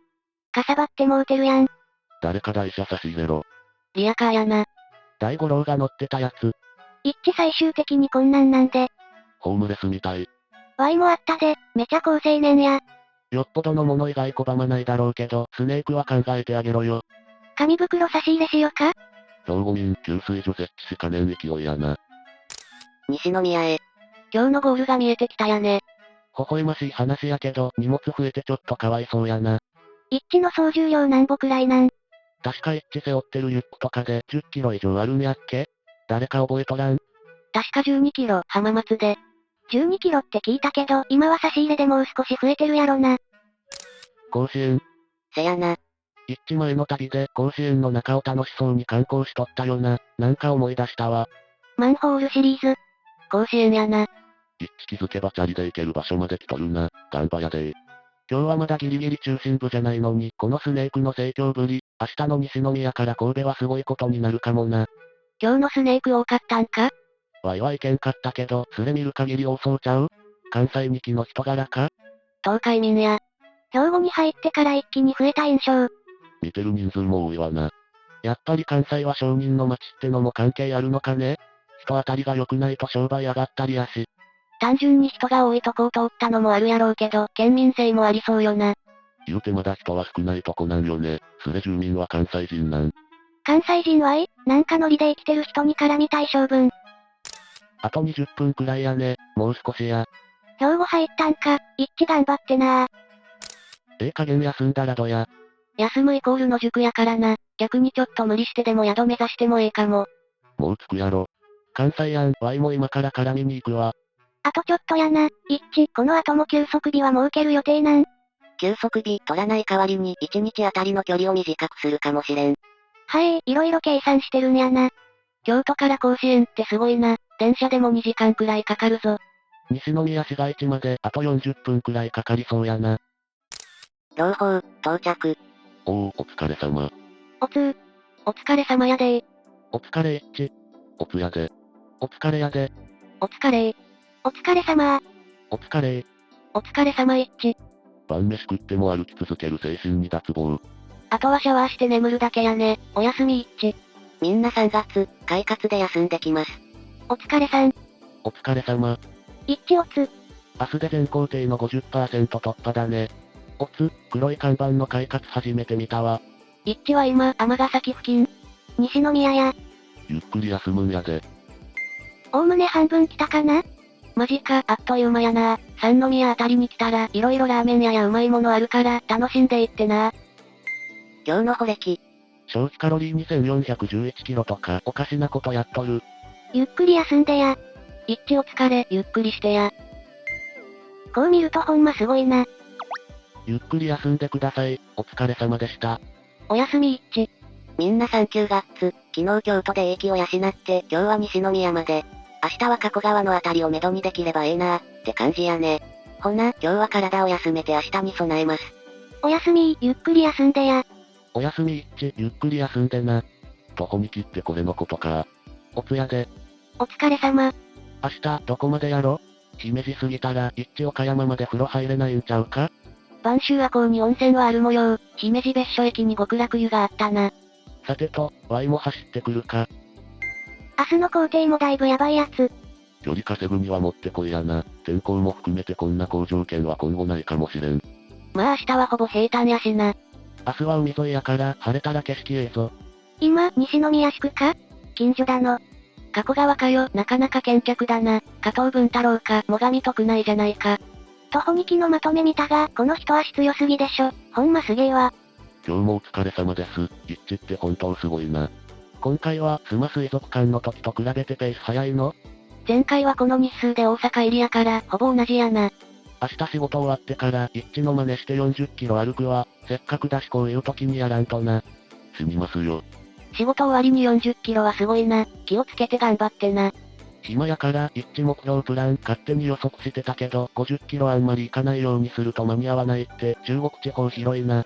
道の駅相生ローペン場から岡山方面の地図見てみたけど、スーパー銭湯なし、快活クラブがフレスポ高谷店までないな。道の駅相生ローペン場から快活クラブフレスポ高谷店まで 54.1 キロ、国道250号線経由。道の駅相生ローペン場にペイロン温泉併設されてる模様。今来ただけど、一致岡山あたりにおるんか？兵庫の西宮あたりやで。ここからが本番やな。兵庫県までは3年前の一致はすでに達成している。すごいな、こういうことしてみたいけど、ワイは帰りのこと考えてやめてしまうわ。おはよう。一致おはよう。おは一致、今日もご安全に、広島で待ってるで。一致おはよう、今日寒くないか、大丈夫？今日もいい天気、明日の午後は崩れそう？神戸の天気。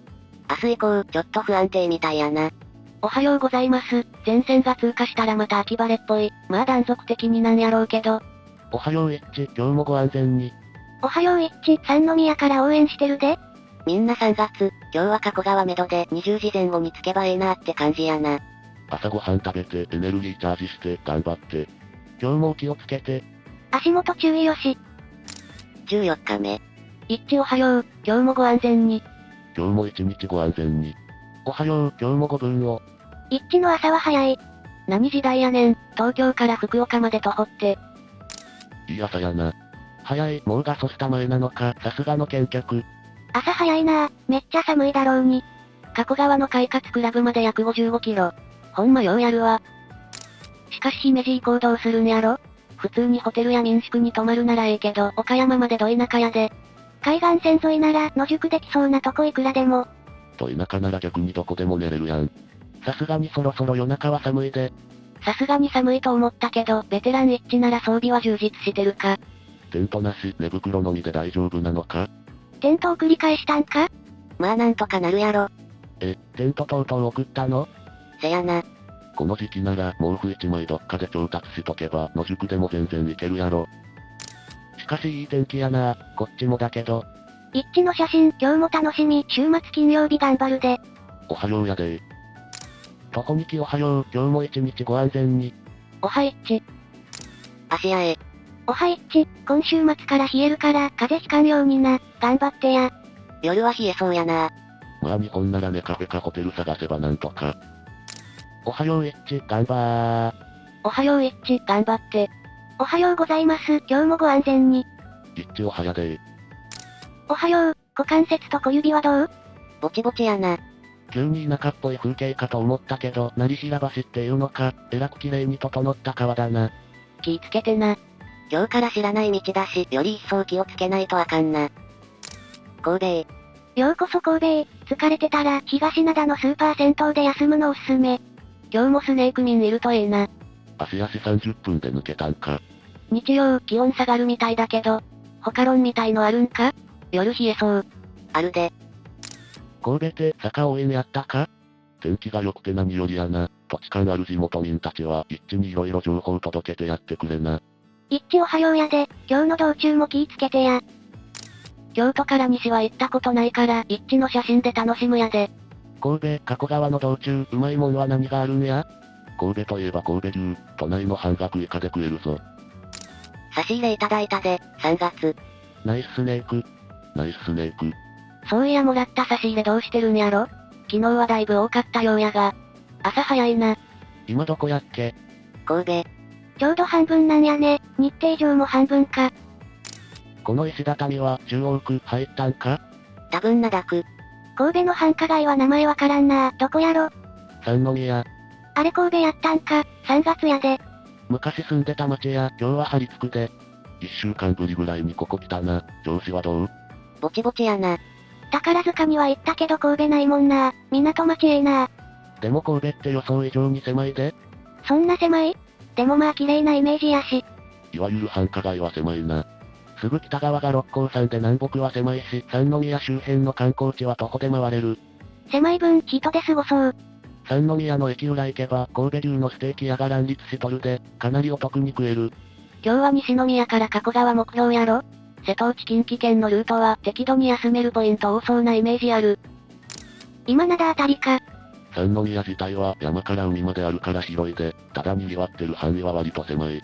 ポートタワー、南京町、偉人館、三大がっかりスポット。今のポートタワー、今工事中やから逆にレアだぞ。兵庫広いね、出るまで2日くらいかかるかな。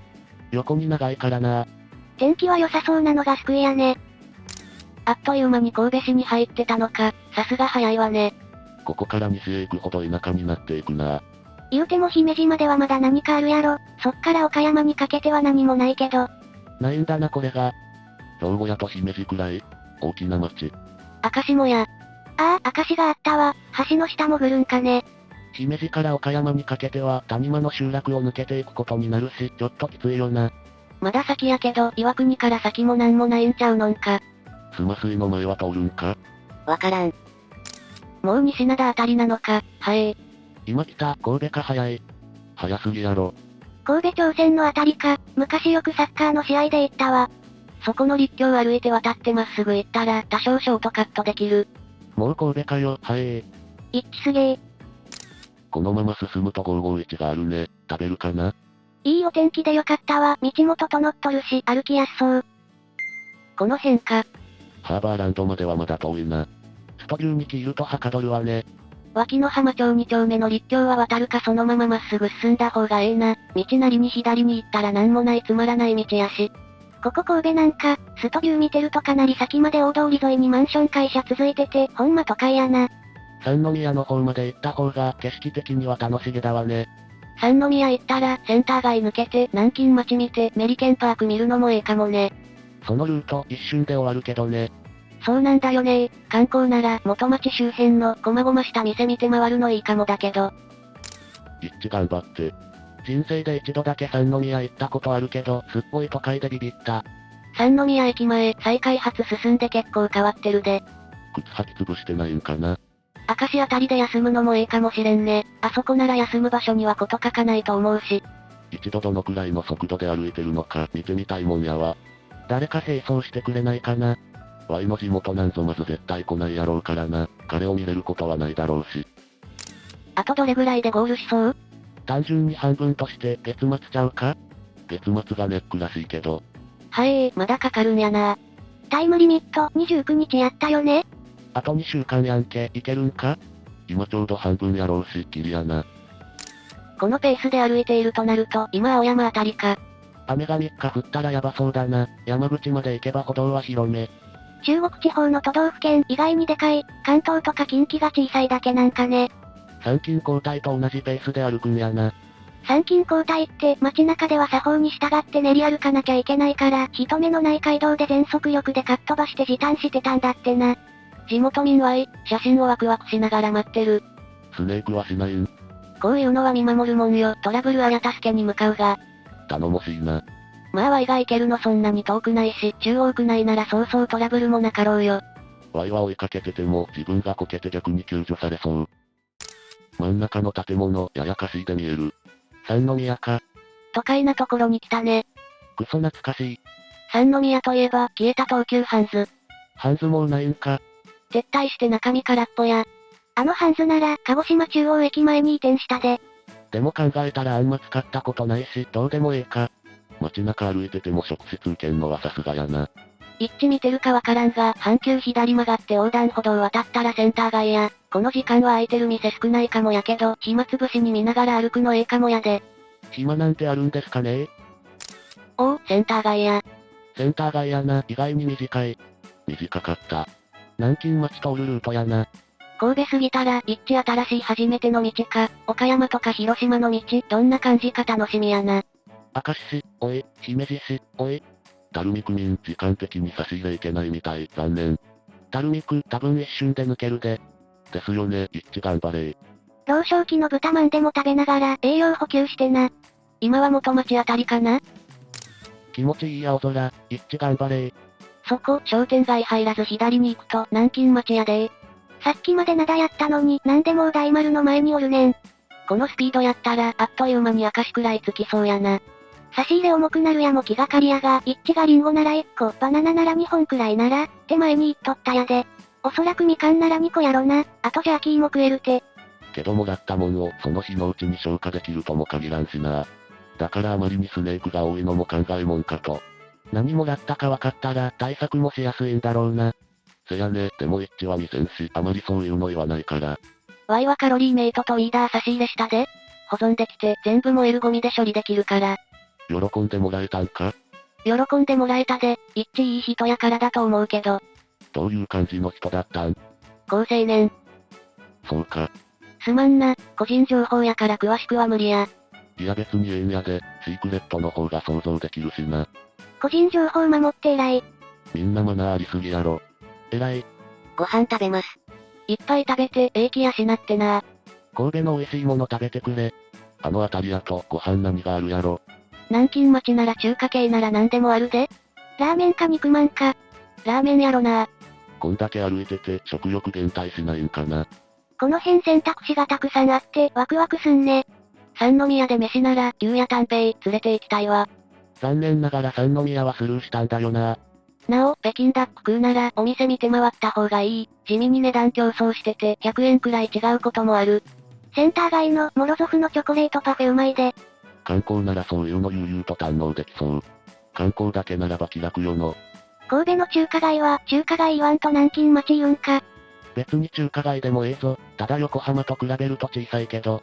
顔は知らん方がええんかな。想像するなら日焼けした初代ジョジョと聞いとるやで。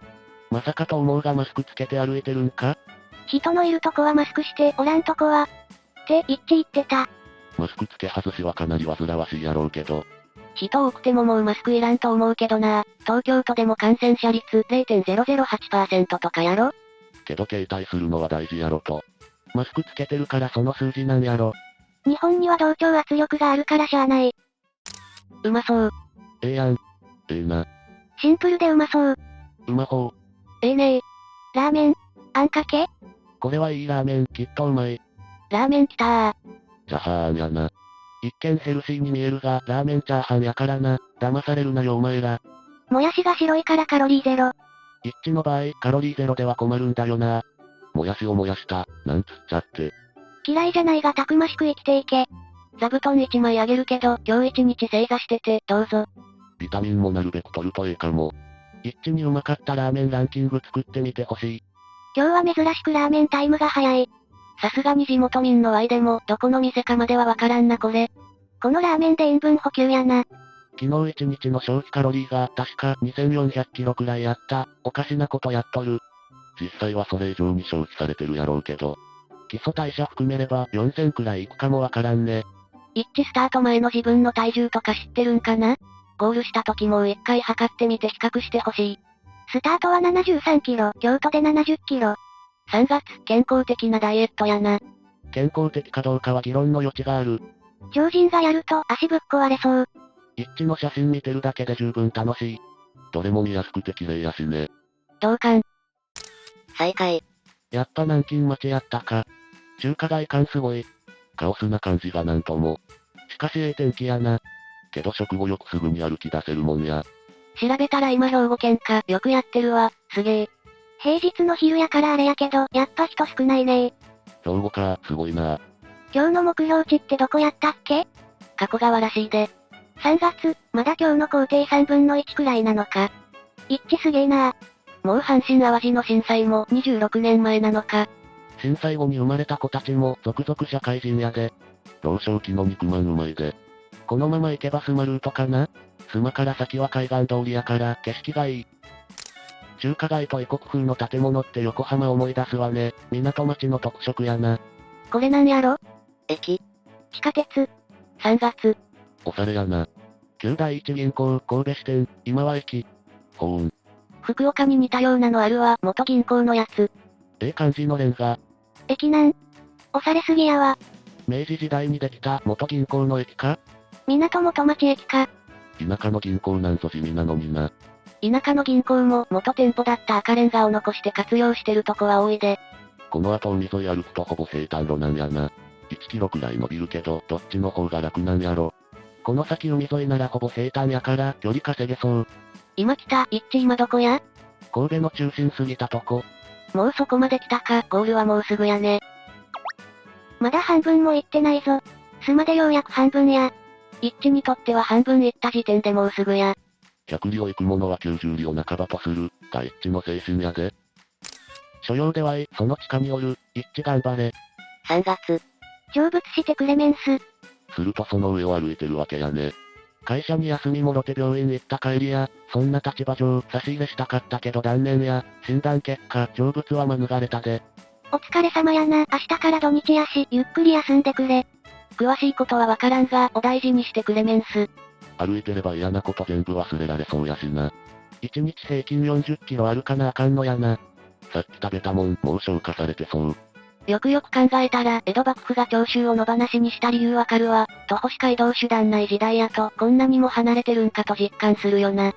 ネットもないテレビもない、だから情報も何もない時代やしね。もうのろし上げるしかないじゃん。なおそれでも、東北よりマシ、とされていた闇。よく考えたらまだお昼前やったんやな。少し早めのご飯したんだな。てか一致ってたこ焼き以外で関西っぽいもん食ったんか？京都でもちもちしたやつ食べた。表現が可愛すぎるんだが。またざっくりとしたことを。もちもち？餅？わらび餅かな？なんか京都にあったな。八つ橋のことやろうな。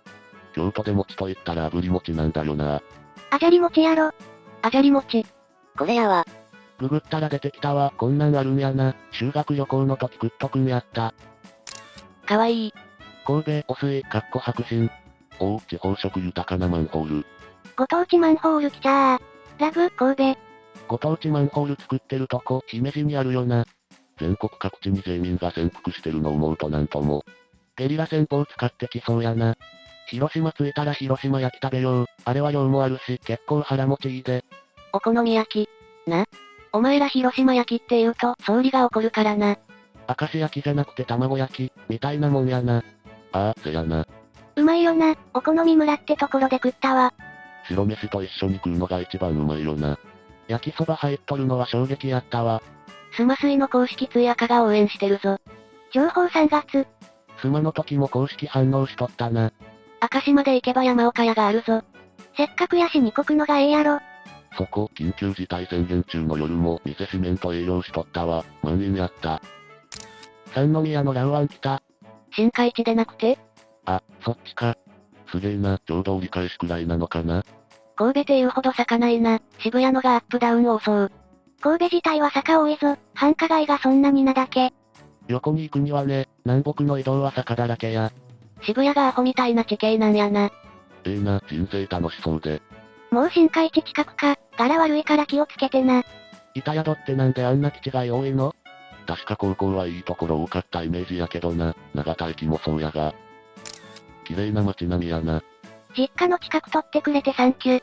神戸って綺麗な街なんやな。歩道が広くていいね。まあ神戸は任侠組の本山やからな。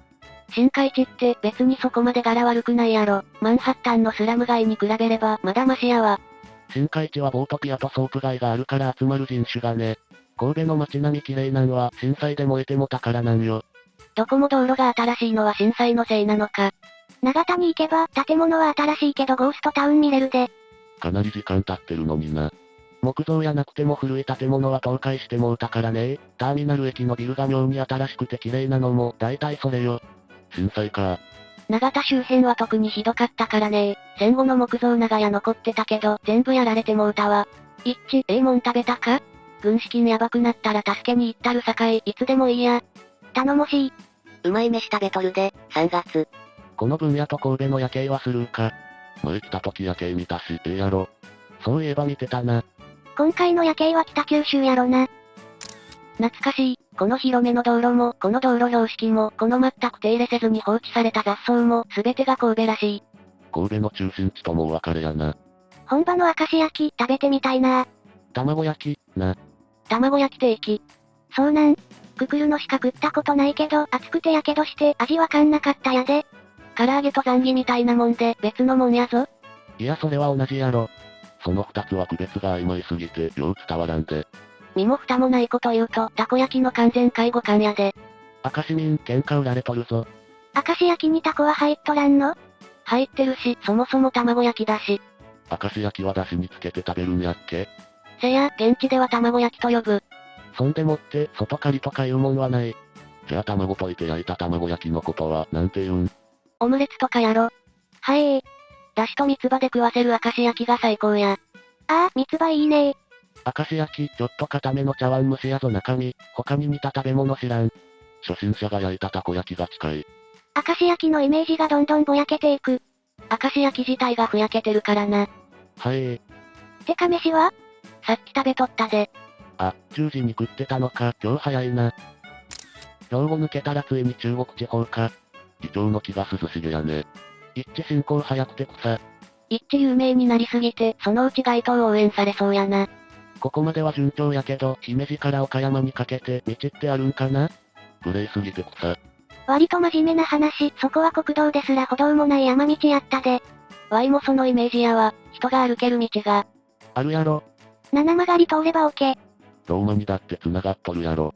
姫路から岡山にも道の駅と海の駅あるからなんとかなるやろ。快活がないだけ。有能な地元民が情報提供してくれるはず。確かに姫路、岡山間は県境あるし、旧国名でも播磨と美作の間やしな。誰もちゃんと道整備しようってならんかも。ここから先の道で、姫路から岡山と広島の瀬野から八本松間は夜は真っ暗で車ビュンビュンやから昼のうちに通過した方がええ。ひえ、そんなんほんまに危ないやん。車側もかわいそうや。確かにあの辺ぼんやりやな。あまり地理でも習わんし、テレビでも見たことあんまない気が。兵庫民でも姫路と岡山の間に何があるか知ってる人少なそう。山の方行くと津山があるとか。赤穂浪士で有名な赤穂があるやろ。明日、姫路観光行くから合流しようや。姫路城行くんか？姫路城見てアーモンドトースト食って帰るわ。ご座候買ってけ。大判焼きやん、いらんわ。大判焼き美味しいやん。今川焼き、な。その話題はやめろ、戦争が起こる。草。もう勃発しとるやないか。大判焼きをトースターでカリカリにするんが好きやで。どら焼きで手を打とうよ。それは別物や。全くの別物やそれ。太鼓焼きのことを大判だとか今川だとか呼んでんじゃねえよ。どこの田舎や。今川焼き、全国各地一部を除く、大判焼き、全国各地一部を除く、おやき、北海道、青森県、茨城県西部など、回転焼き、回転まんじゅう、大阪市、堺市、九州山口地方など、太鼓まんじゅう、太鼓まん、太鼓焼き、西日本各地、台湾、太鼓焼き、太鼓焼きの転化によると思われる名称。おやきだけはない、おやきは長野のあれやろ。おい待て、おやきはあいつは別のクラスやろ。おやきをバカにすんな。マジで戦争勃発しとる。今ちょうどスマのあたりか。スマウラ海岸は発展場で有名やな、海浜公園やったか。今は新長田の近くやね、震災に結構ひどかった地域。長田、蕎麦飯発祥の地。ちょうど半分くらいか、目分量やけど。せやね、そろそろスマ水やろうし、半分やね。あいおい岡山の情報。道の駅あいおいペイロン城から岡山方面の地図見てみたけど、スーパー銭湯なし、快活クラブがフレスポ高谷店までないな。道の駅あいおいペイロン城から快活クラブフレスポ高谷店まで 54.1 キロ、国道250号線経由、道の駅あいおいペイロン城にペイロン温泉併設されてる模様。一気に田舎突入やな。一気に郊外って感じやな。まだ地方都市感あるな。こういうの、海外やと徒歩旅なんて怖くてできないよな。治安がいい日本の特権かな。この人何日間歩き続けてるの？ 2 週間くらいちゃうかな。今日で14日目。はい、よくそんなに歩き続けられるわね。楽しそうだけど。はじめのすれ何日前やっけ？ 10月2日。2日からスタートやから、今日で14日目。今日で中日やし、距離も半分やし、まあギリギリやで。うは、郊外感やばい。一致もう神戸の街は抜けたんか？はっや。中心地抜けただけで、まだ神戸や。調べたら、神戸の市街地はがっつり東に寄ってるんやな。須磨の水族館は寄らんのか？近くは通るやろ。一致会ったことないけど、イメージは阿部寛。イメージ阿部寛わかる。もう少しで済ま？ガチやん、今知ったわこのスレ。山口来たら飯でもおごったるで。スネーク頼むで。ほんまに今日中に加古川行くんか？とんでもない距離やで。非40キロペースやとギリッギリやから、非50キロペース必須やからな。峠とかで距離稼げない日もあるかもしれんし。歩きやすそうな道、いい天気、安心しかない。目の前の山がスマの山かな？スマ水越えたかな？前は通ってないみたいやが。京都入りするときはマジで心配やったね。すれ違う人たちもまさか関東から歩いてきてるなんて思わないの考えると楽しいやろな。だいぶ街感薄れてきた。用事から帰ってきたらもうスマまで行ってて驚き。スマ駅か。ここから先は全部初めての道と初めての街。駅前か。おー、ワクワクするな。未踏の地やねー、気をつけてや。ここまでは初めてじゃないことに草。さらっとすごいこと言うな。なそのワクワク感をたっぷり味わってほしいやで。そこ越えたらしばらく海沿いをずーっと歩く感じになる。コンビニあったらトイレや補給しといた方がええかも。もうすぐ播磨の国やね。一致かっこいい。このまま道沿いに行くと海に出る。まるで昔のファイナルファンタジーやってる気分やな。ここから先は世界の外側やで。何回も歩いてる一致がドット絵で脳内再生された。スマすぎたらたるみまでなんもないからな。延々と明石大橋が見えるだけやな。だんだん近づいてくる。滋賀県民は高校の頃福井県に行くだけで世界が変わってびっくりした。西敦賀駅から向こうはなんもない。たまにある店でトイレしとかんとなんもないでマジで。海見えたね。マジで海岸すぐそこやん。海最高。この辺りなんでかとても好き。浜松ぶりの海。ちょっと荒れるとすぐ止まるクソザコ路線。こんなとこ住むと生活不便でも心は詩人になれそうやな。本当の冒険が始まったんやな。一致頑張ってくれ。線路の横ってことは海岸の方行ったのか。一致基本的に晴れ男やな。しまなみは広島やな。一度行きたいわ。レンタサイクルで因島まで行ったことあるけど、橋へのエントランスがきつくて帰りは都線で帰ったわ。そうなのか。まあレンタサイクルだとどうしてもきついところがあるからな。スマは歩いたら長そうやけど、一致の足やったらすぐやろな。滋賀から伊丹までチャリで14時間ぐらいかかった記憶があるわ。電車沿いだー。確か神戸マラソン、このルート通って三宮駅前まで行くんやっけ。一致の進行速度速い。一致、次この辺通るときは、六甲山縦走して。六甲山は登ったことあるけど、あそこより北に何があるかわからんわ。有馬温泉。確かにせやな。今日加古川なら、明日一番ヤバい県境を一番危ない時間に通ることになりそう。赤穂は行ったことあるけど、岡山の県境行ったことないわ。すま。塩屋の手前か？ずっと同じ景色になってて草。まあこんな道やからね。元垂水区民は懐かしさで泣きそう。関西も日中もう涼しいんか？北日本は寒いくらいや。昼間は暖かいで。なら去年よりは歩きやすいんかな。滋賀は最高気温25度超えてるで。一致、今日はどの辺りまでなん？加古川のあたり。垂水区に入ったかな？風が心地よくて、日陰で昼寝したくなるな。今日は兵庫出るあたりまでかな？頑張ってや。塩屋か。塩屋やな。 1時間くらい歩いたら、明石海峡大橋の下まで行けるかな？さすがにもっとかかるやろ。このペースのままやったら1時間ちょいやな。そんなんでつけるんか。っていうか、もう塩屋越えたんやったら直線で1時間かからんやろ。垂水から明石大橋まで30分かからんし。すごすぎ。すごいな、何歳なん？ 26。一致は今日は加古川までやっけな？ついさっきまで三宮におったんやがな。もうちょいで明石海峡やな。3日休みがもらえたら車でこの辺回りたい。ちょっと影が長くなってきたわね。さて、さすがに垂水着いたやろ。もうスタバ過ぎたかな、そこらにあるで。垂水はイカナゴで有名。京都からこの辺は街が近いから早いように感じるわな。おお、懐かしの垂水駅。懐かしい。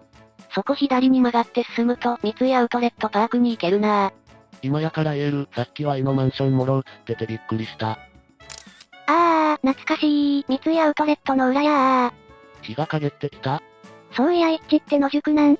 基本快活、時々野宿、稀にホテル、って感じやな。はい、すごいな。快活どこにもあるのすげえわ。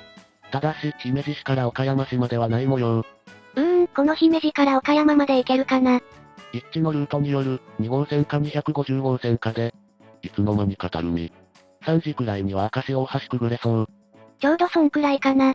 快活はいい宣伝になってるやろ。俺も徒歩2キのスレで知ったぐらいや。橋の近くには休憩できるところもあるし、無理はしないようにね。橋の下はちょうど舞子駅やな。橋見えたね。都市の一番外側って感じする。そろそろ夕暮れか。日暮れてきたからちょい寒いやろな。頑張れ。橋から加古川まで何キロ？ 30 キロくらいあるやんけ。無理するなよ。そういや一致、昼飯食わんの？南京町のラーメンとチャーハン以来食っとらんやろ？明石でなんか食べるかも。明石焼きやな、予言。卵焼き、な。卵焼き定期。タコ飯とかタコおにぎりかも。明石焼きもいいけど、タコ飯おすすめしとくわ。半ば脅迫のような明石焼き推し。卵焼きやぞ。写真や。綺麗。おー、綺麗。そういえば数時間前は三宮にいたな。明日は夜から日曜日未明にかけて雨予報や。舞子海岸や、懐かしい、毎年行ってたな。毎年どころちゃうわ、月に3回くらいの頻度で橋の下遊びに行ってたわ。加古川には何時頃に着くんやろうか？この辺から加古川の中心まで25から30キロ。時速を 7km 毎時として、あと4時間ちょっとかかるんか。平均時速5キロだから6時間。食事と休憩でプラス 1.5 時間として8時くらいには着くんちゃう？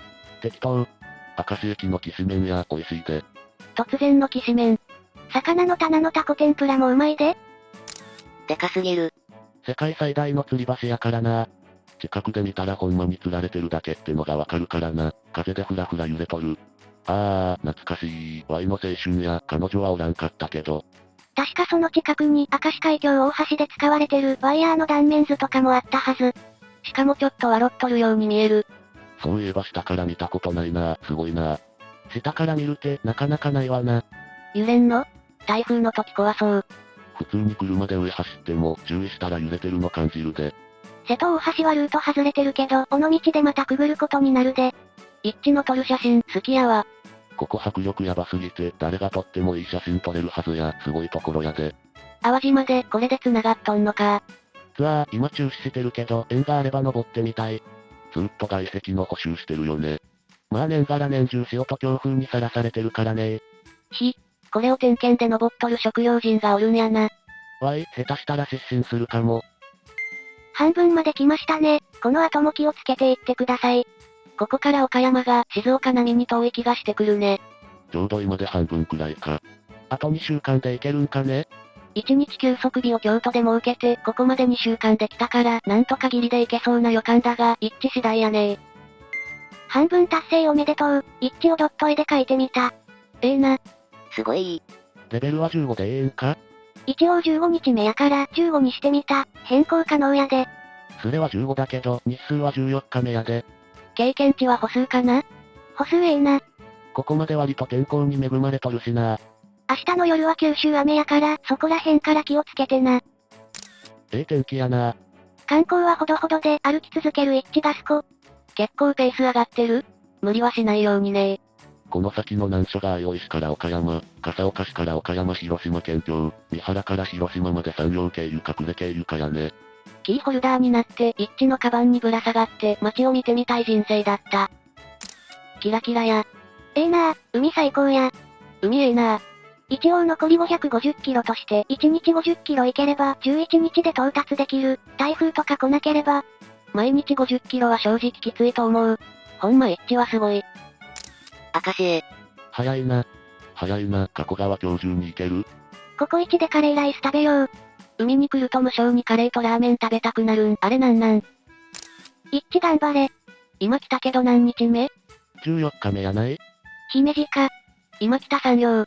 わい、コープのアールグレイとケーキでついつい食べ過ぎた。そのまままっすぐ行ったら明石銀座通りか、時間に余裕があれば、魚の棚で明石焼きでもおすすめしたい。加古川まで行けば快活は2店舗あるな。川の手前で休むか、川を越えるか、徒歩2キの足次第やな。加古川の快活、シャワーなさそうやから、手前の金太郎までかもしれん。シャワーなしは無理だわね。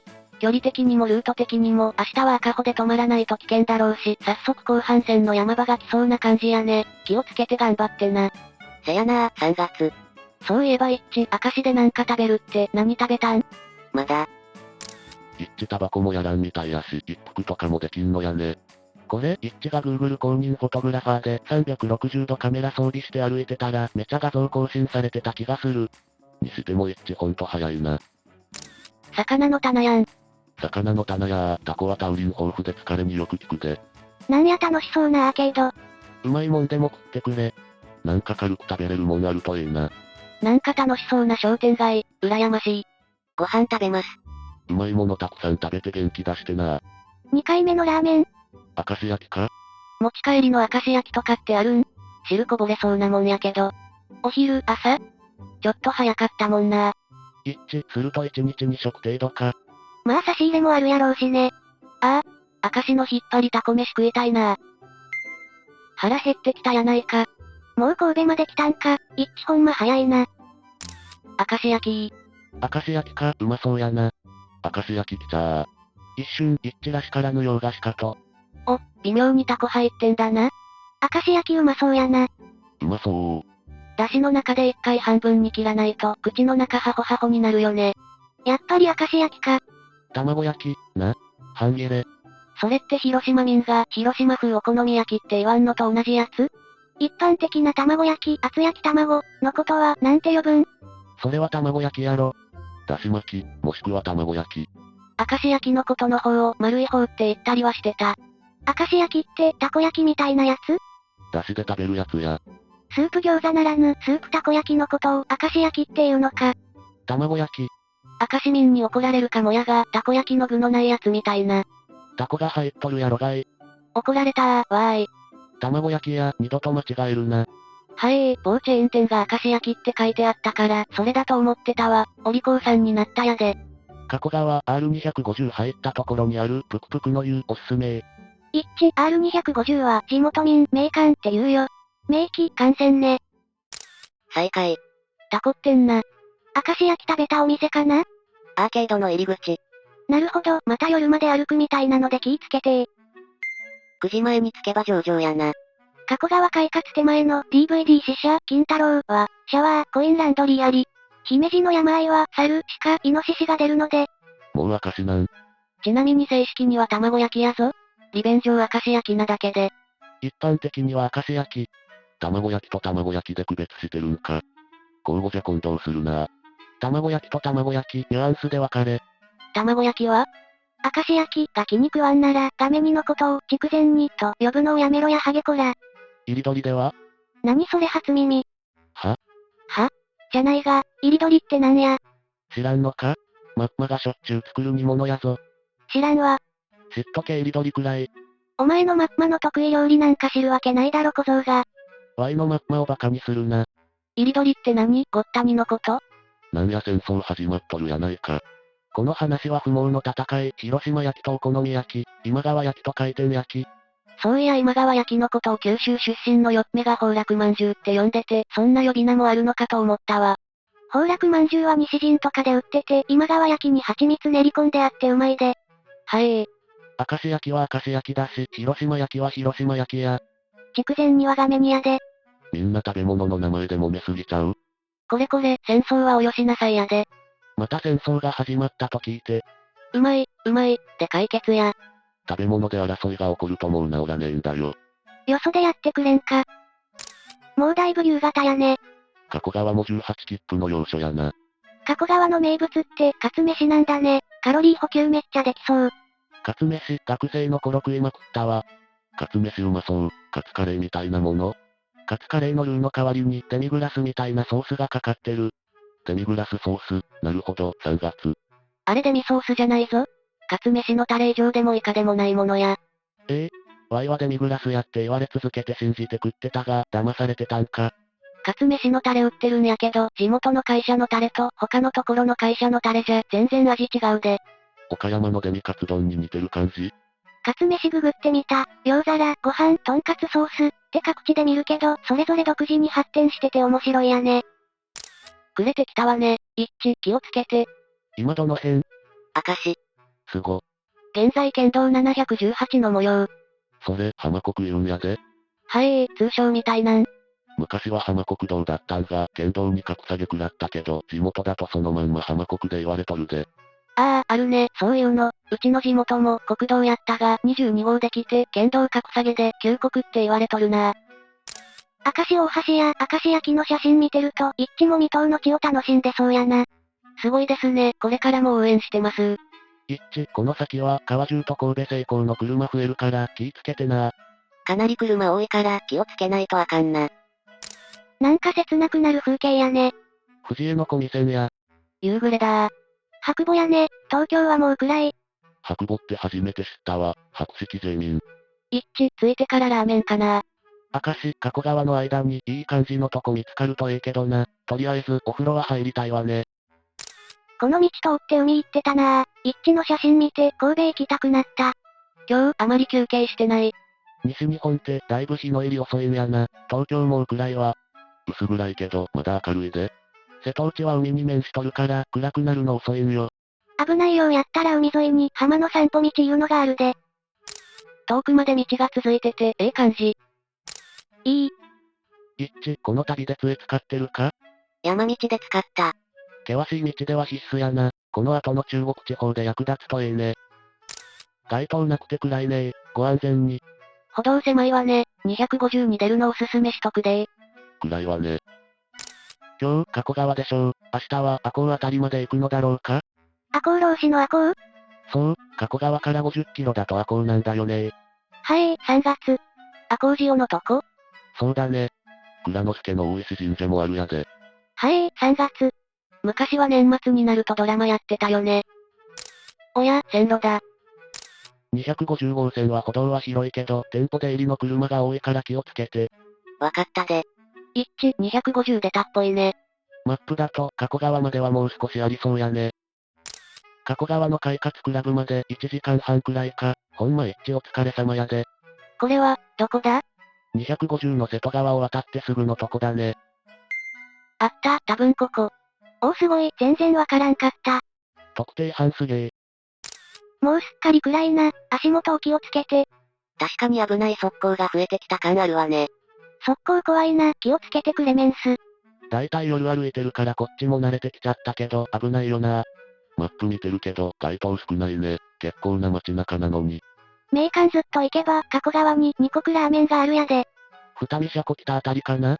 せやね。このペースだと9時までには快活つきそうで安心。ワイも飯食ってくるやで、味噌煮込みや。まだ歩いとるんか。一致、今日の長旅ももう少しや、目的地まで頑張れ。静岡ほどじゃないけど、兵庫もなかなか長いわね。兵庫よか、この後の広島のが長いんだよな。ほんまか。そこら辺に昔の線路の名残があって、クロスになっとるところあるはずやで。播磨へ。山田勝美と HG の故郷。あとちょっとやな。道中ラーメン屋多いな。一致お疲れ様、明日はどのルート進むのかな？素人目だが、姫路過ぎたら、岡山までなかなかしんどそう。明日は夜雨だから、そんなに距離伸ばせないんちゃうかな。夜の山越えはしないと思う。明石の後なんか食べたんか？食べてないで。無理せんようにな。せやな。かなり体に負担あると思うから、お大事にな。3月。ほんま姫路以降のルート、難しいね。地図見ても、道ぐっちゃぐちゃだもんな。土地勘ないときつい。姫路以降は、山陽本線沿いに歩いていくのがまだわかりやすいね。前半戦の時にもすでに言われてたもんな。中国地方に入ったらエグいと。あいおい以降がほんまエグい。地図見たらほぼ緑の山ばかりやん。そんな中、オアシスのアコーがあるからセーフ。すぐそこ金太郎あるけど、そこで休むんか？せやな。明日は明るいうちに休めるところに到着したいわね。播磨あたりか、そろそろ加古川やな。地図見てたら、備前市から瀬戸内市のルートが難しそうやな。尾道ってのはもっと先？まだまだ先。だいぶ先。そうか。尾道ラーメンまでまだまだか。姫路から先は桃鉄でも何もない。牡蠣があるやん。お好み焼きがあるからセーフ。姫路岡山広島あたりにスネークの民おるかな？気づいたら20時。そろそろ金太郎に着いた頃かな？朗報、到着。おつー。お疲れ様。おついっち。おつ、ゆっくり休んでな。おつやでー。おつやで。お疲れ様です。お疲れ様。お疲れ様、ゆっくり休んでや。お疲れ。お疲れ様。お疲れ様やでー。お疲れ様やでー。まずは飯、そして風呂。徒歩2機、飯はどこ行く？そこにスネークします。休ませてあげてもええんやないかな。意見は違うけど優しい。隣マックあったから買ってもうた。3月。当然サムライマックだよな。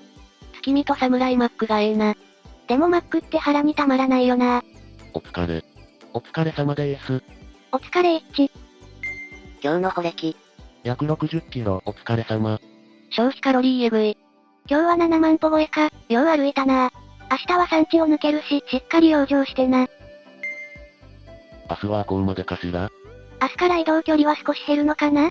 ゆっくり休んでください。今日もよう歩いたな。すごい、一致。ゆっくり休んでな。おやすみ一致。今日で半分か。金太郎ってシャワーもランドリーもあるんか。便利だな。飯の自販機とかもあるから、貧乏旅行とか出張で使う人多いな。加古川の快活クラブかと思ってたら、ちょっと手前だったんだな。風呂がないのが致命的だったのよ。ああ、加古川快活シャワーなかったのか。今は調べられて便利やな。みんなサンキューガッツ。明日は夜から雨模様なので、早めに切り上げる予定やな。今日よりちょい早く出発するかもしれん。問題の IO 以降は考えながらやね。今日は晩ご飯食べて体を休めるやで。スパチキ。少な。あれだけ歩いてこれだけなのか？ 60キロも歩いた後で食欲もあるまいし。一致が珍しく若者らしい食事してて草。いや、野菜分多めやね、白目。ちゃんと野菜食べてて偉い。これまででハンバーガー見たのは初めてかも。量少なくて草。まあ確かにスパチキ美味しいよな。一応再掲しとく、あいおい岡山の情報。道の駅あいおいペイロン城から岡山方面の地図見てみたけど、スーパー銭湯なし、快活クラブがフレスポ高谷店までないな。道の駅あいおいペイロン城から快活クラブフレスポ高谷店まで 54.1 キロ、国道250号線経由。道の駅あいおいペイロン城にペイロン温泉併設されてる模様。これは難敵出てきたね。夜、雨、テントはもう手放し。テント重かったんかな？あいおい以外も道の駅ないんかな？最悪屋根ついてるところじゃないとまずいやろ。辰野市三津町に道の駅三津はあるが大幅な回り道になるで。雨が降るとあいおいから赤穂に抜けるのきついよな。そして次の日はあいおいから先のルートも厳しいという、後半戦の山場の一つが見えてきたな。とうとうこの旅も今日で折り返しやね。あと半分、一致頑張れー。なんやこれは。レベルが15からめちゃ上がってる。これまでの累計徒歩旅日数にした観光費は入れず。おう。めちゃくちゃええ感じやんけ。すごい。明日は早めに切り上げて、快活クラブ、姫路鹿間店でしっかり休んでから、明後日一気に快活クラブ、フレスポ高谷店まで行くんじゃないかな。地な75キロ、正直気が狂ってる。それしかないんやないか？雨は夜から未明にかけて降る予報。快活の姫路鹿間店ならシャワーあるで、あとは250号沿いにあるベイロン上に銭湯あった気がする。赤穂線、日生入りの中間地点に海の駅がある模様、食料調達とトイレ休憩向きか。鮮魚が安いぞ、休日は県外から人がいっぱい来るぞ、ジジババが多いぞ。魚市場と食堂が併設してる感じなんか？正解。3月、12月になったら18切符で、日生で牡蠣お好み焼きを食べに行く予定や。その頃にコロナ収まってるといいね。せやな、去年はお預けやったんを、牡蠣買って牡蠣のペペロンチーノを作る予定や。牡蠣買うんなら、頭島行くと安く買えるで。よし、ワイも一致に負けんように今からジョギングや。今姫路おるんか、行ったるわ。もう播磨町やで。播磨町？川中やコベルコの工場があるあそこ？今朝西宮やったろ、マジかよ。マジで徒歩なのかわからなくなるわ。これだけ歩いて翌朝回復できるのがやばい。身体機能謎やわな。ちょっと足と頭を解剖してみたいわね。一致は完全に進化してる。最初の頃はちゃんと50キロ歩いたら足ボロボロの血尿出してたのにだんだん距離伸びてる。ここまで何のトラブルもないのが逆に怖い。雨に阻まれなければええけど。荷物背負って歩くんよな、しんどそう。すごい偉い、以外の言葉が見つからん。無理せんでな。加古川から地図ではすんなり行けそうな250号からの2号ですが、この2号線は辰野ノイボ川手前までは自動車専用のバイパスで歩行者は通れません。ルート選び大変ですが応援しています。一致お疲れ様、まだ半分くらいの距離が残ってるんやな。もう後半戦か。お疲れ一致。お疲れな、湿布貼って寝るんやで。お疲れ様15日目続くでー。